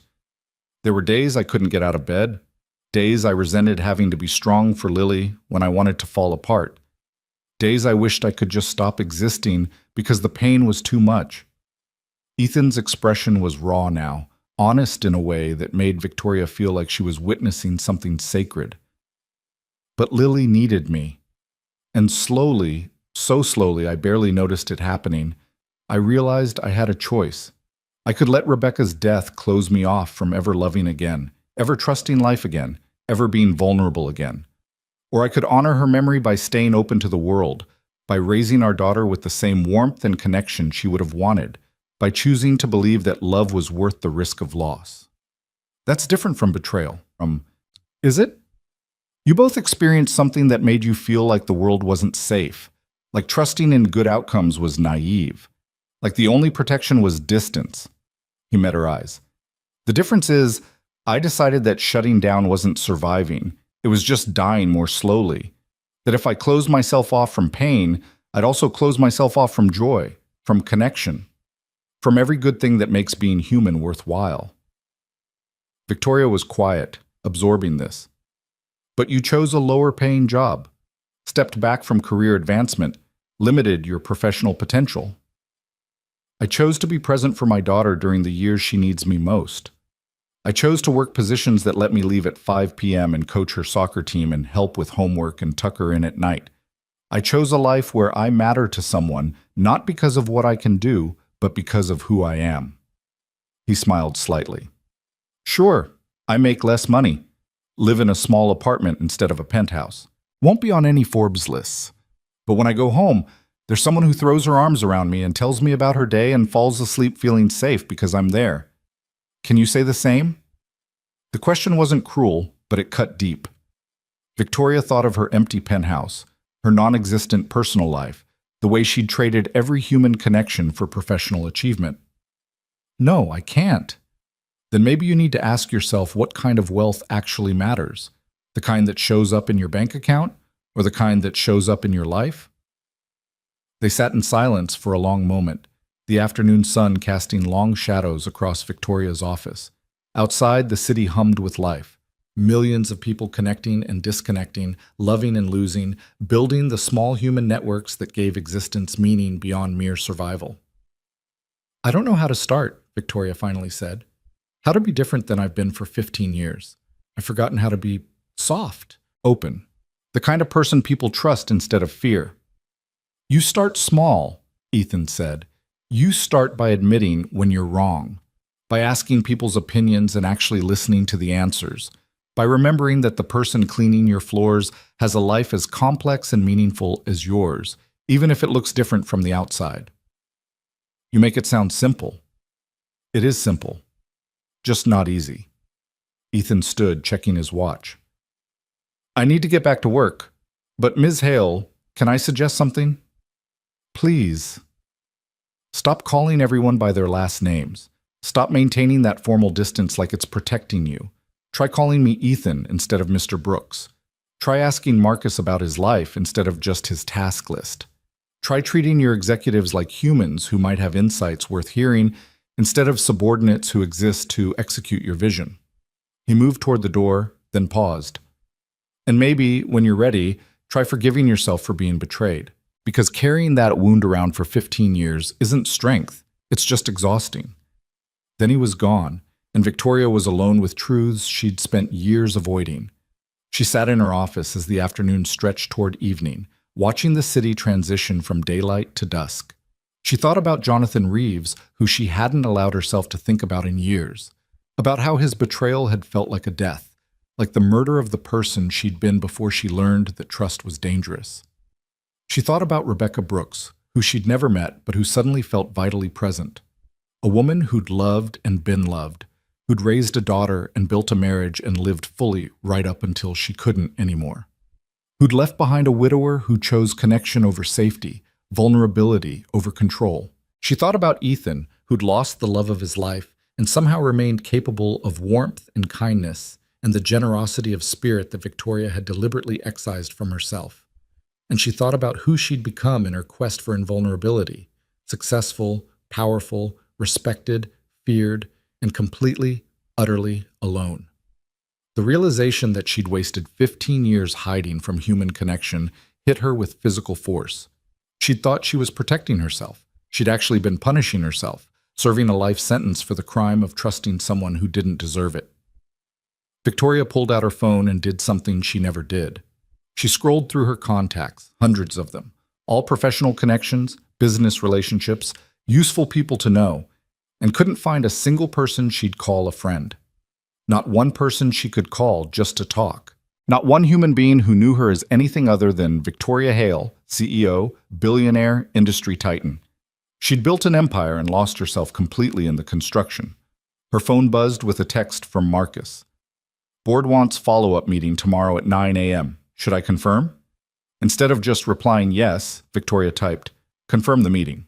Also, Marcus, thank you for everything you did during the crisis yesterday.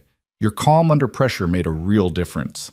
I don't say that kind of thing often enough, but I should. She sent it before she could second-guess the impulse. 3 dots appeared immediately, then disappeared, then appeared again. Finally, thank you, Ms. Hale. That means a lot. It was a tiny gesture, barely worth noting, but it was also the first genuine human moment Victoria had shared with her assistant in 6 years of working together. She thought about what Ethan had said. Start small. Victoria spent the next hour doing something she'd never done before. She wrote personal notes, actual handwritten notes on her personal stationery, to 5 people in her organization. David Chen, thanking him for staying after the meeting humiliation and for his excellent work on the server optimization project. Sarah from the 71st floor, acknowledging her leadership during the evacuation. The building's lead security guard, expressing appreciation for his 20 years of service that she'd never previously acknowledged. Margaret Chen, apologizing for her treatment of David and thanking her for the courage to confront a billionaire on her son's behalf. And Ethan Brooks simply saying, thank you for your honesty, for your help during the crisis, and for reminding me that success without humanity is just expensive loneliness. I'm going to try to do better. She sealed each note in an envelope and left them with Marcus to deliver the next morning. It felt simultaneously too small to matter and terrifyingly vulnerable. She was admitting weakness, showing gratitude, being human in a way she hadn't allowed herself to be in 15 years. As Victoria finally left her office at 8 p.m., early, by her old standards, still later than most people worked, she passed through the now empty executive floor and noticed something she'd never seen before. On a cubicle wall, someone had taped a photo of 2 kids grinning at a soccer game. She'd walked past this cubicle hundreds of times and never noticed that photo, never thought about the person who worked there having a life beyond their job. She stopped, studying the photo, realizing that every single person in this building was someone's child, someone's parent, someone's friend. They had hopes and fears and dreams and disappointments. They cried and laughed and loved and lost. They were complete human beings with inner lives as complex as her own. And she'd been treating them like machinery for 15 years. The weight of that recognition settled onto Victoria's shoulders, heavy as concrete. She couldn't undo 15 years of cruelty in an afternoon, couldn't fix the damage she'd done with a few handwritten notes. But she could start. She could choose right now to be different going forward. She could choose what Ethan had chosen after his wife's death, to stay open even when it hurt, to connect even when it was scary, to be vulnerable even when every instinct screamed for self-protection. She could choose to be human again. Victoria rode the elevator down to the parking garage, her mind full of thoughts that would have been unimaginable a week ago. As the doors opened, she saw Ethan's beat-up Honda in the distance, and on impulse, she headed toward it instead of toward her own Mercedes. He was loading his supply cart into the trunk when she approached, and he turned with mild surprise. "Ms. Hale, everything okay?" "Victoria," she said. "You're right that the distance isn't helping anything. You can call me Victoria." Ethan smiled slightly. "That might take some getting used to, for both of us." "I imagine a lot of things are going to take getting used to." She paused, uncertain how to say what she wanted to say. "I delivered those notes tomorrow, to David and the others, including you. I saw it on my cart. Haven't opened it yet. It just says thank you for your honesty, for challenging me." Victoria took a breath. "And I wanted to say something else about Rebecca. I'm genuinely sorry for your loss, but I'm grateful she existed because she clearly taught you how to love people well. And somehow that survived her death intact. That's remarkable." Ethan's expression softened. "She would have liked you, I think, the real you, underneath all the armor. She was good at seeing people that way, seeing who they were under what they showed the world." I'm not sure there is a real me anymore, just the armor." "There is. I've seen glimpses. The woman who came down to the sublevels during the crisis. The woman who admitted she was scared. The woman who sat in my office today and was honest about her history instead of hiding behind authority." Ethan closed his trunk. "She's still in there. You just have to decide she's worth letting out." Victoria nodded, not trusting her voice. Ethan climbed into his car, gave her a small wave, and drove off into the night. She stood in the parking garage for a long moment, surrounded by expensive cars that their owners used to commute between work and empty homes, and felt the full weight of the choice in front of her. She could go back to who she'd been, safe, successful, untouchable, alone. Or she could try to become someone different, someone vulnerable, connected, human, alive. The first option was easier, the second was terrifying. But as Victoria drove home through streets full of people living their messy, complicated, beautifully human lives, she thought about Ethan tucking his daughter into bed, about Margaret Chen defending her son with fierce maternal love, about the photo on the cubicle wall of kids at a soccer game, and she thought about dying alone in her penthouse someday, successful and wealthy and unmourned by anyone who'd actually known her. For the first time in 15 years, that future looked less like victory and more like the saddest thing she could imagine. Change was terrifying, but loneliness was worse. And maybe, just maybe, it wasn't too late to remember how to be human. The next morning, Victoria arrived at the office at 7:45 a.m. Still early, but no longer obsessively so. She'd slept better than she had in months. Though her dreams had been strange and unsettling, full of locked doors she was finally learning to open. The building felt different as she entered, or perhaps she was different, and the building simply reflected that change back at her. Marcus met her at the elevator with his usual tablet and efficient demeanor, but this time Victoria noticed the slight tension in his shoulders, the careful way he held himself in her presence. She'd done that to him, trained him to approach her like someone approaching a sleeping predator. "Morning, Marcus. Before we go through the schedule, I wanted to ask, how's your mother doing? You mentioned she was having hip surgery last month." Marcus's expression cycled through surprise, confusion, and finally cautious warmth. She's doing much better, actually. Thank you for asking, Ms. Hale. The physical therapy is helping." "I'm glad to hear it. That must have been stressful for you, trying to support her while managing everything here." "It was manageable," Marcus said carefully, then seemed to decide something. Actually, it was really difficult, but I didn't want to seem less committed to the job. Marcus, having a personal life doesn't make you less committed. It makes you human. Victoria pressed the elevator button. If you need flexibility to help with her recovery, let me know. We can work something out. She left him staring after her with an expression of profound bewilderment as she headed to her office. The handwritten notes from yesterday were gone, presumably delivered. Victoria wondered what reactions they'd generated, whether anyone believed the shift was genuine or whether they assumed it was some new manipulation technique.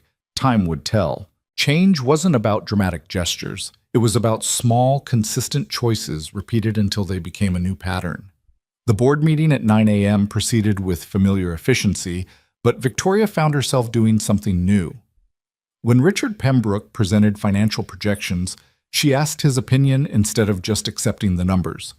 When the head of HR suggested a new employee wellness program, Victoria didn't dismiss it as soft inefficiency.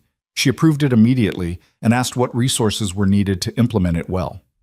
Small changes. But the executives noticed. She could see it in their faces, the way they sat slightly less rigidly, spoke with fractionally more confidence. Fear was still present. You didn't erase 15 years of conditioning in a single meeting, but it had loosened its stranglehold just enough to let other emotions in. After the meeting, David Chen approached her hesitantly. He carried the note she'd written, the envelope slightly crumpled as if he'd read it multiple times. "Ms. Hale, I wanted to thank you for this. It means more than you probably realize." Victoria met his eyes, seeing the residual hurt from that boardroom humiliation weeks ago. "David, I owe you more than a note. The way I treated you was unprofessional and cruel. You're brilliant at what you do, and I should have said that publicly instead of tearing you down. I'm sorry." The word sorry felt foreign in her mouth, unused muscles creaking back to life. David's eyes widened. Thank you. That's very kind of you to say." "It's not kind. It's accurate and overdue." Victoria paused, then added, "Your mother came to see me. She's formidable. You're lucky to have someone who loves you that fiercely." David smiled, genuine and warm. "She's something else, isn't she? When I told her what happened, she was ready to storm your office that same day. I made her wait a week to calm down. I'm glad she didn't wait longer. I needed to hear what she had to say." Victoria gestured toward the elevator. "The server optimization project you presented. I want you to lead the implementation personally. Full authority, increased budget, and a team you choose yourself. Can you handle that?" "Absolutely. Thank you, Ms. Hale. I won't let you down." "I know you won't, because you never did in the first place. I was just too focused on finding fault to see the excellence that was right in front of me." After David left, looking slightly dazed, Marcus appeared with an unusual expression on his face. "Ms. Hale, there's someone here to see you. She doesn't have an appointment, but she's quite insistent. Says her name is Lily Brooks." Victoria's heart performed an unexpected flip. "Send her up." 3 minutes later, a small girl appeared in Victoria's doorway, wearing a purple backpack and an expression of determined courage. She couldn't have been more than 9, with her father's dark eyes and a gap-toothed smile that suggested she'd recently lost a front tooth. A woman in her 60s stood behind her, probably the after-school caregiver. "Hi," Lily said, with remarkable confidence for someone addressing a billionaire CEO. "I'm Lily. My dad is Ethan Brooks. He works here." "I know who your father is." "It's nice to meet you, Lily. I'm Victoria." "I know who you are, too. You're the boss of this whole building." Lily walked into the office without invitation, studying the space with open curiosity. "Dad says you're really smart and really good at business, but that you're learning how to be better at the people parts." Victoria felt her lips twitch with amusement. "That's a very diplomatic way of putting it. Your father is a wise man." "He is. That's why I wanted to talk to you." Lily set her backpack down and pulled out a slightly rumpled piece of paper. "I made you this. Dad says you've been going through something hard, and that when people are going through hard things, they need to know someone cares about them." She handed the paper to Victoria. It was a crayon drawing of a woman standing in front of a tall building, surrounded by simple stick figures of people. At the top, in careful child handwriting, it said, "It's okay to be scared. Being brave means being scared and trying anyway. Victoria stared at the drawing, feeling something crack in her chest. A 9-year-old child had somehow captured the exact truth of her current struggle in crayons and construction paper. "This is beautiful, Lily. Thank you." "You're welcome. Can I ask you something?" Of course. Are you mean? The question was so direct, so innocent, that Victoria couldn't help but laugh, a real laugh, surprised out of her. Yes, I have been, for a very long time. Why? Because someone hurt me once, and I decided that being mean was safer than being kind. That if I was scary enough, no one could hurt me again. Lily considered this with the seriousness of someone who'd also experienced loss. When my mom died, I was really angry for a while. I was mean to my friends and to my dad. I broke stuff and yelled a lot. "I'm sorry about your mother." "Thank you, she was really nice. She used to make pancakes shaped like animals." Lily's voice wavered slightly but held steady. "Anyway, I was mean because I hurt. But then Dad told me that being mean didn't make me hurt less. It just made more people hurt. And that Mom wouldn't want me to make other people sad just because I was sad." Out of the mouths of babes, Victoria thought. A 9-year-old explaining emotional intelligence with more clarity than most business school professors. "Your dad is right, and so are you." Victoria held up the drawing. "Can I keep this?" "That's why I made it. Dad says everyone needs reminders sometimes that being scared is okay, even bosses of whole buildings." Lily's caregiver cleared her throat gently. "Sweetie, we should let Ms. Hale get back to work." "Okay, bye, Victoria." Lily grabbed her backpack and headed for the door, then paused. "Oh, one more thing. Dad's birthday is next week. We're having cake at our apartment if you want to come. It won't be fancy like you're probably used to, but Dad makes really good chocolate cake." The invitation hung in the air, innocent and sincere. Victoria's first instinct was to politely decline. She didn't attend employee social events, didn't blur professional lines, didn't engage in that kind of familiarity. But that was the old Victoria. The woman who'd been alone for 15 years and was finally admitting it wasn't working. "I'd like that very much. Thank you for inviting me." Lily beamed, gap-toothed and genuine, and then she was gone, leaving Victoria alone with a crayon drawing that somehow meant more than any of the awards and accolades lining her office walls. She pinned it to her bulletin board, right next to her Harvard MBA degree. The juxtaposition was absurd and perfect. The rest of the week proceeded with Victoria making small, deliberate changes.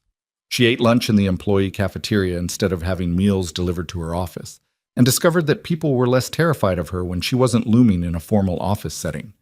She started learning names, not just executives, but assistants and maintenance staff and security guards. She asked questions and actually listened to answers. She caught herself 3 times before delivering withering criticism, choosing instead to offer constructive feedback that didn't destroy dignity in the process. It was exhausting. Unlearning 15 years of behavior patterns was harder than learning them had been, but it was also oddly liberating, like setting down a weight she hadn't realized she'd been carrying. On Thursday afternoon, Victoria did something unprecedented. She called an all-staff meeting in the building's main auditorium, something that had never happened in the company's history. Her executive team looked nervous, uncertain what bomb she was about to drop. Employees filed in with expressions ranging from curious to terrified. Victoria stood at the podium, looking out at nearly 800 faces, and felt her heart hammering. Public speaking had never intimidated her. But public vulnerability was entirely different. "Thank you all for coming," she began. "I know this is unusual, and I know many of you are wondering what's happening. I'll be direct. Over the past few weeks, I've had some uncomfortable realizations about my leadership style and the culture I've created here. And I owe all of you an apology." The auditorium was dead silent. "For years, I've led through fear and intimidation. I've prioritized results over people, efficiency over humanity, power over connection. I told myself this was necessary for success, that tough leadership produced excellent outcomes. And by some metrics, I was right. This company is enormously successful." Victoria paused, choosing her words carefully. But success at the cost of people's dignity and well-being isn't really success. It's just expensive cruelty. She could see shock rippling through the crowd. Several executives looked like they were questioning whether Victoria had been replaced by a clone. I can't undo years of damage in one speech. I can't erase the times I've humiliated people in meetings, crushed spirits, created an environment where fear was the primary motivator. But I can tell you that I'm committed to doing better, to building a company where excellence and humanity coexist, where people feel valued, not just utilized, where making a mistake doesn't mean risking your career. Victoria took a breath. This will be a process. I'm going to make mistakes while I figure out how to be a different kind of leader. But I'm asking for your patience while I learn, and I'm asking you to help me. If you see me falling back into old patterns, tell me. If you have ideas for how we can improve our culture, share them. If you need support I haven't been providing, ask for it. She paused, then added the hardest part. I've been lonely at the top of this tower. I built that loneliness deliberately, thinking it was strength. But isolation isn't strength. It's just fear with a better marketing campaign. And I'm tired of being afraid. I'm tired of being alone. I want to build something different here, something where success and humanity aren't opposing forces. The silence that followed felt eternal. Then, from somewhere in the middle of the auditorium, someone started clapping. Slowly at first, then others joined in until the entire room was applauding. Not the polite corporate golf clap Victoria was used to, but genuine sustained applause that held surprise and relief and something that might have been hope. Victoria felt her eyes sting with tears she refused to let fall in public. She nodded her thanks and left the stage to Marcus, who'd prepared follow-up information about specific policy changes they were implementing. As she exited the auditorium, she found Ethan standing in the hallway. He'd clearly been listening from the doorway. "That was brave," he said simply. "That was terrifying," Victoria corrected. "I have no idea if anyone believed me." "Does it matter if they believe you right now? What matters is whether your actions over the next months prove it true." Ethan fell into step beside her as she walked toward the elevator. Change isn't about one grand gesture. It's about 1,000 small choices that add up to a different pattern. When did you become so wise? I'm not wise. I'm just a guy who learned some hard lessons and decided to apply them. He pressed the elevator button. Speaking of which, Lily told me she invited you to my birthday thing next week. She did. I hope that's okay. More than okay. Just warning you, it's going to be 9-year-olds running around hyped up on cake, a tiny apartment that definitely isn't penthouse level, and very casual everything. No business talk, no networking, just people celebrating another year of life. Sounds perfect, Victoria said, and meant it. The following week brought more small changes. Victoria implemented open office hours where any employee could sign up for 15 minutes of her time without going through layers of bureaucracy. She started a suggestion program where people could anonymously propose improvements without fear of retaliation. She promoted Sarah from the 71st floor to a newly created position of Employee Experience Director with full authority to reshape policies that weren't working. The building felt different. Not transformed overnight, change was slower than that. But there was a loosening of tension, a cautious optimism, as if everyone was collectively holding their breath and hoping this shift was real. On Friday evening, Victoria left work at 6 p.m. and drove to an address in Queens that her GPS assured her was correct, though it looked nothing like the neighborhood she usually inhabited. Ethan's apartment building was old but well-maintained, the kind of place where families raised kids and neighbors knew each other's names. She climbed 3 flights of stairs carrying a wrapped gift, a high-quality art supply set for Lily, since the crayon drawing was still pinned to her bulletin board, and knocked on door 3B. Ethan opened it, wearing jeans and a casual shirt that made him look younger and more relaxed than he ever did in his maintenance uniform. "Victoria, come in. Welcome to the chaos."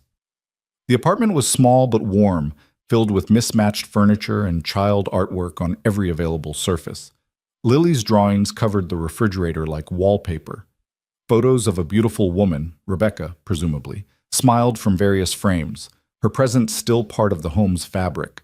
A handful of Lily's friends were playing some elaborate game involving pillows and imagination. Several neighbors had brought food, creating a potluck spread on the kitchen counter. It was loud and crowded and completely unlike any social event Victoria had attended in years. It was also, she realized with surprise, exactly where she wanted to be. "Victoria!" Lily spotted her and ran over, dragging a friend by the hand. "This is my friend Mia. Mia, this is Victoria. She's learning how to be nicer." "Lily, Ethan said with mild exasperation, though he was smiling. What? You said that. You said she's going through a transformation. I said that privately, sweetheart. Lily looked unrepentant. Well, now it's public. Hi, Victoria. Victoria laughed, really laughed, the kind that came from her belly and felt like release. Hello, Lily. Hello, Mia. I brought you something. She handed over the art supplies, and Lily's eyes went wide. Whoa, these are fancy. Dad, look at these markers. Those are very nice. What do you say? Thank you, Victoria. These are awesome. Lily hugged her spontaneously, a quick squeeze that Victoria wasn't prepared for but found she didn't mind at all. The evening proceeded with the comfortable chaos of people who genuinely enjoyed each other's company. Victoria met Ethan's neighbors, a retired teacher, a nurse who worked nights, a young couple with twins. They asked what she did, and when she explained she ran the company where Ethan worked, they responded with interest but no particular deference. To them, she was just another person at a birthday party, eating potato salad and discussing the challenges of Queen's parking. It was startlingly normal, and Victoria discovered that normal felt like coming home after a long journey. As the party wound down and parents collected their sugar-high children, Victoria found herself on the small balcony with Ethan, both of them holding beers and watching the neighborhood settle into evening. Thank you for inviting me, Victoria said. This was nice, really nice. Thanks for coming. I wasn't sure you would. Neither was I, honestly. This isn't my usual scene. What is your usual scene? Victoria thought about her empty penthouse, her solitary meals, her evenings spent working or staring at walls. Nothing, really. I don't have a scene. I have work, and then I have hours between work sessions that I fill with more work. That sounds exhausting. It is. I just didn't realize it until recently. She took a sip of beer. Can I ask you something? That drawing of Rebecca in your living room, does it hurt to see it every day? Ethan was quiet for a moment, considering. Sometimes, but mostly it reminds me that I was lucky enough to love someone worth missing. That's not a bad thing to remember.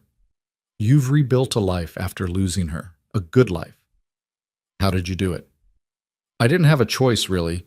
Lily needed me functional, and somewhere in the process of forcing myself to be present for her, I discovered I wanted to be present for myself too, that life could still be good, just different than I'd planned. He looked at Victoria. You're rebuilding too, a different kind of rebuilding, but the principle is the same. You're letting go of who you thought you had to be and figuring out who you actually want to be. It's harder than I expected. The worthwhile things usually are.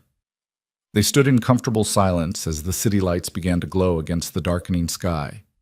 Victoria felt something shift in her chest, not the dramatic transformation of movie moments, but a quiet settling, like pieces of herself she'd scattered years ago finally finding their way back home. Ethan, she said quietly, I need to tell you something. When you first challenged me in that boardroom, I hated you. I genuinely considered having you fired. I thought you were arrogant and inappropriate and completely out of line. I was out of line, Ethan agreed, but I wasn't wrong. No, you weren't, and that's what bothered me most. You saw through everything I'd built, all the power and fear and control, and you called it what it actually was. Loneliness in expensive clothes. She turned to face him. You've changed my life. In the space of a few weeks, you've made me question everything I thought I knew about leadership and success and what actually matters, and I don't know how to thank you for that. You don't need to thank me. You did the work yourself. I just asked some uncomfortable questions. You did more than that. You showed me what a life built on connection instead of fear actually looks like. You modeled a different way of being in the world, and you were patient with me while I figured out whether I was brave enough to try it myself. Ethan smiled. Are you? Brave enough? Victoria thought about the past few weeks, the apologies she'd made, the vulnerabilities she'd shown, the small daily choices to be human instead of powerful, the sheer terror of admitting she'd been wrong for 15 years. I'm getting there, she said. It helps having examples to follow, people who've been through hard things and came out the other side still capable of kindness. We've all got hard things in our history, Ethan said. The question is whether we let those things define us or teach us. From inside the apartment, Lily's voice called out, Dad! Victoria, come have cake. They went inside to find a chocolate cake with slightly lopsided frosting and 38 candles, creating a minor fire hazard. Lily had clearly helped with the decorating, given the enthusiastic sprinkle distribution. It was imperfect and homemade and more beautiful than any catered dessert Victoria had ever eaten at corporate events. Everyone sang happy birthday slightly off-key. Ethan made a wish and blew out the candles. Lily demanded to know what he wished for, and he said what parents always say. Can't tell you or it won't come true.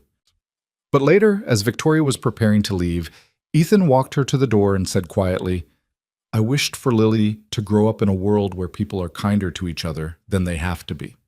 Where success doesn't mean sacrificing humanity, where powerful people remember their people first. That's a good wish, Victoria said.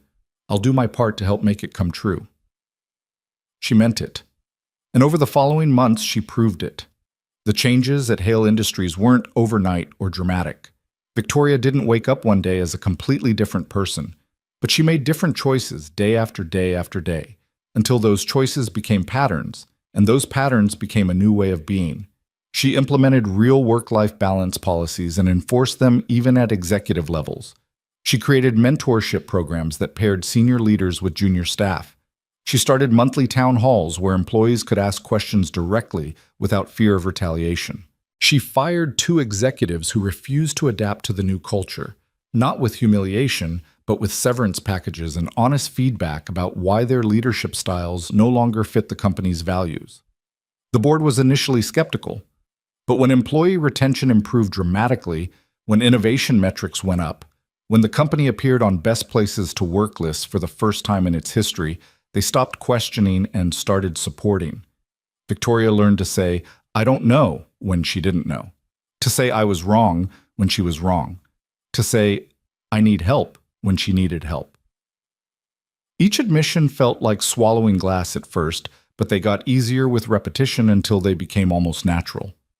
She had lunch with Marcus once a week, not to discuss work, but to actually get to know him. She discovered he was a talented amateur photographer whose work had been featured in local galleries. She'd worked beside him for 6 years and never known he had creative passions beyond task lists.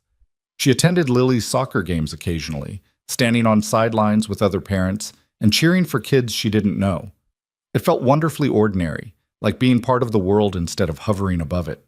She kept Lily's crayon drawing on her bulletin board as a reminder that bravery wasn't the absence of fear. It was moving forward despite it.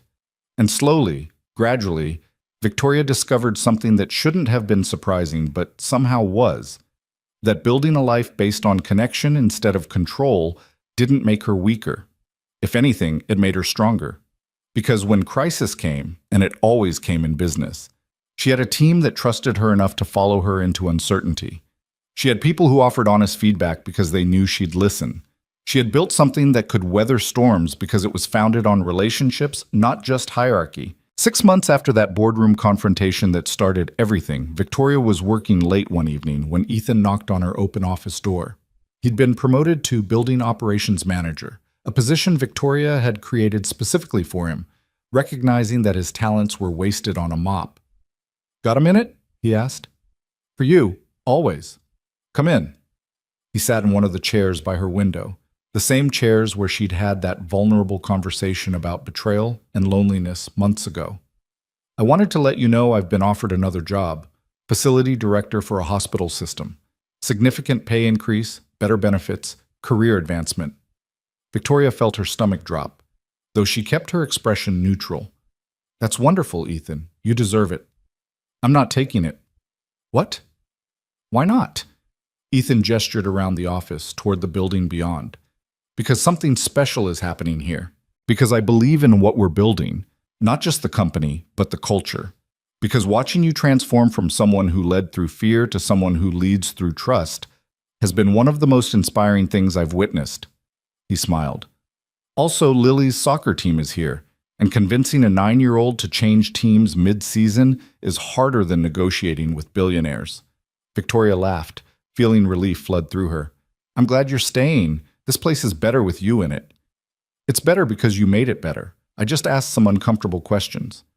"You did a lot more than that, and we both know it. Victoria stood, moving to the window. The city sparkled below, full of life and possibility. Can I ask you something? That first day in the boardroom when you interrupted my meeting, were you afraid at all? Terrified, Ethan admitted. I thought you might have me fired on the spot. But I'd watched you humiliate David Chen, and I remembered what it felt like to be broken down in front of peers. Rebecca died in part because she didn't speak up when she first noticed symptoms. She was afraid of seeming dramatic, of bothering her doctor, of making a fuss. And I promised myself after she died that I wouldn't stay silent when I saw someone being hurt, and I could do something about it, even if speaking up was scary, even if it cost me something. It could have cost you everything. Maybe, but silence has costs too, and I decided I wanted to be someone Lily could be proud of, someone who stood up for what was right, even when it was uncomfortable. Victoria turned to face him. You know what I've learned these past 6 months? That the bravest thing I ever did wasn't building a billion-dollar company or negotiating impossible deals or dominating my industry. It was admitting I was wrong, that I'd wasted 15 years hiding behind fear and calling it strength, that I needed to change. And look at you now, still successful, still respected, but actually connected to the humans around you. Still powerful, but wielding that power differently. I have further to go. I still catch myself falling into old patterns. I still have moments where I want to crush someone for making a mistake instead of helping them learn from it. The instinct toward cruelty isn't gone. I just get better at recognizing it and choosing something else. That's all any of us can do. Recognize our worst instincts and choose better ones. They stood together in comfortable silence, two people who'd somehow become friends despite every social and professional barrier that should have kept them distant. Victoria thought about where she'd been 6 months ago, isolated, lonely, convinced that power was enough to fill the emptiness. And she thought about where she was now, still powerful, still successful, but no longer alone. Thank you, she said quietly, for not staying silent, for challenging me, for showing me what I was missing by staying locked in my tower. Thank you for being brave enough to listen. Most people in your position would have just had me fired and never thought about it again. I almost did. You have no idea how close you came. Ethan smiled. Maybe I do, but you chose differently, and that choice changed everything. He left her office, heading home to his daughter and his modest apartment and his rich, full life. Victoria stayed a while longer, looking out at the city she'd spent 15 years conquering without ever actually being part of it. Tomorrow, she'd have a breakfast meeting with a potential mentee, a young entrepreneur who reminded her of herself before the betrayal, still idealistic and hopeful and willing to trust. Victoria was going to help her succeed without losing those qualities in the process. Next week, she'd be speaking at a conference about leadership and vulnerability, sharing her story publicly for the first time. It terrified her. She was doing it anyway. Next month, she'd be volunteering with Lily's school, helping with their career day, showing kids that success was possible without sacrificing kindness. Small things, ordinary things, things that wouldn't appear in quarterly reports or on Forbes lists, things that mattered in ways that balance sheets couldn't measure. Victoria pulled out her phone and opened her contacts. No longer hundreds of professional connections with no real friends. Now there were people she texted just to say hello, people who called to check on her when she'd had a tough day. People who'd invited her into their lives not because of what she could do for them, but because they genuinely enjoyed her company. She scrolled to a name and sent a message. Thanks for the birthday party last week. Lily is wonderful, and the cake was perfect. Same time next year? Ethan's reply came quickly. Absolutely. We'll make it a tradition. Traditions. The word felt warm, solid, real in a way that quarterly earnings and market share never had. Victoria was building traditions now, connections that would last beyond professional relationships, a life that would matter to someone beyond what she'd accomplished in business. She was building something that looked a lot like happiness. The city lights glowed beyond her window, and Victoria realized something that would have shocked the woman she'd been 6 months ago. She was exactly where she needed to be. Not in the penthouse, not at the top of the corporate ladder, not isolated in her tower of achievement. Here, connected to people who saw her as more than a title or a bank account, vulnerable enough to be hurt, brave enough to risk it anyway, powerful enough to change lives, humble enough to admit when she needed help. She was learning that real strength wasn't about being feared. Real strength was about being human, messy and imperfect and occasionally wrong, but trying anyway. Choosing connection over control, choosing vulnerability over invincibility, choosing to lead people towards something better instead of terrifying them into compliance. It was the hardest thing Victoria had ever done, and the most rewarding. She turned off her office light and headed for the elevator, leaving the building at 8 p.m. instead of midnight. Tomorrow would bring new challenges, new opportunities to choose humanity over fear. But tonight, she was going home to her penthouse that felt slightly less empty, to watch a movie that Lily had recommended, to call an old college friend she'd reconnected with after years of silence. Small things, human things, things that made life worth living beyond mere survival. As Victoria drove through the Manhattan evening, she thought about the janitor who'd walked into her boardroom and changed everything with his refusal to be afraid. About a 9-year-old girl who'd taught her that being brave meant being scared and trying anyway. About a woman named Rebecca, who she'd never met but whose legacy of love had survived her death through the family she'd created. And she thought about herself. Not the billionaire CEO, not the industry titan, not the woman everyone feared. Just Victoria Hale, a human being who'd gotten lost for 15 years and was finally finding her way back to herself. The journey wasn't over. Probably would never be over. Growth was continuous, not destination-based. But Victoria was traveling in the right direction now, surrounded by people who cared about her well-being instead of just her decisions. She'd spent 15 years building an empire of fear. She'd spent 6 months learning to build something better.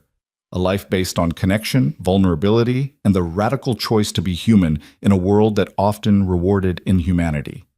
And as she pulled into her building's parking garage, preparing to spend an evening doing nothing productive or powerful or professionally impressive, Victoria felt something she hadn't experienced in longer than she could remember. She felt content, not happy in the uncomplicated way of people who'd never been hurt, but content in the deeper way of people who'd been through darkness and chosen to find light anyway. People who'd lost themselves and done the hard work of coming back. People who'd learned that power without humanity was just expensive loneliness, and that the bravest thing you could do was admit you needed people even when every instinct screamed for self-protection. The city hummed around her, full of millions of lives being lived in millions of different ways. Each one mattered. Each one was valuable. Each one contained someone just as complex and important as she was, regardless of wealth or status or accomplishments. Victoria finally understood that, finally felt it in her bones instead of just knowing it intellectually. And in that understanding, in that hard-won empathy, she found something worth more than all her billions combined. She found herself. The real version. The human version. The one who'd been buried under 15 years of armor and fear and loneliness. She found home. Not a place. A way of being in the world. Connected. Vulnerable. Brave enough to be scared and try anyway. And as she rode the elevator up to her penthouse, Victoria smiled, genuine and warm and completely unlike the sharp-edged expressions that had once passed for happiness. She was going to be okay, more than okay. She was going to be human. And that, she'd learned, was the greatest success of all.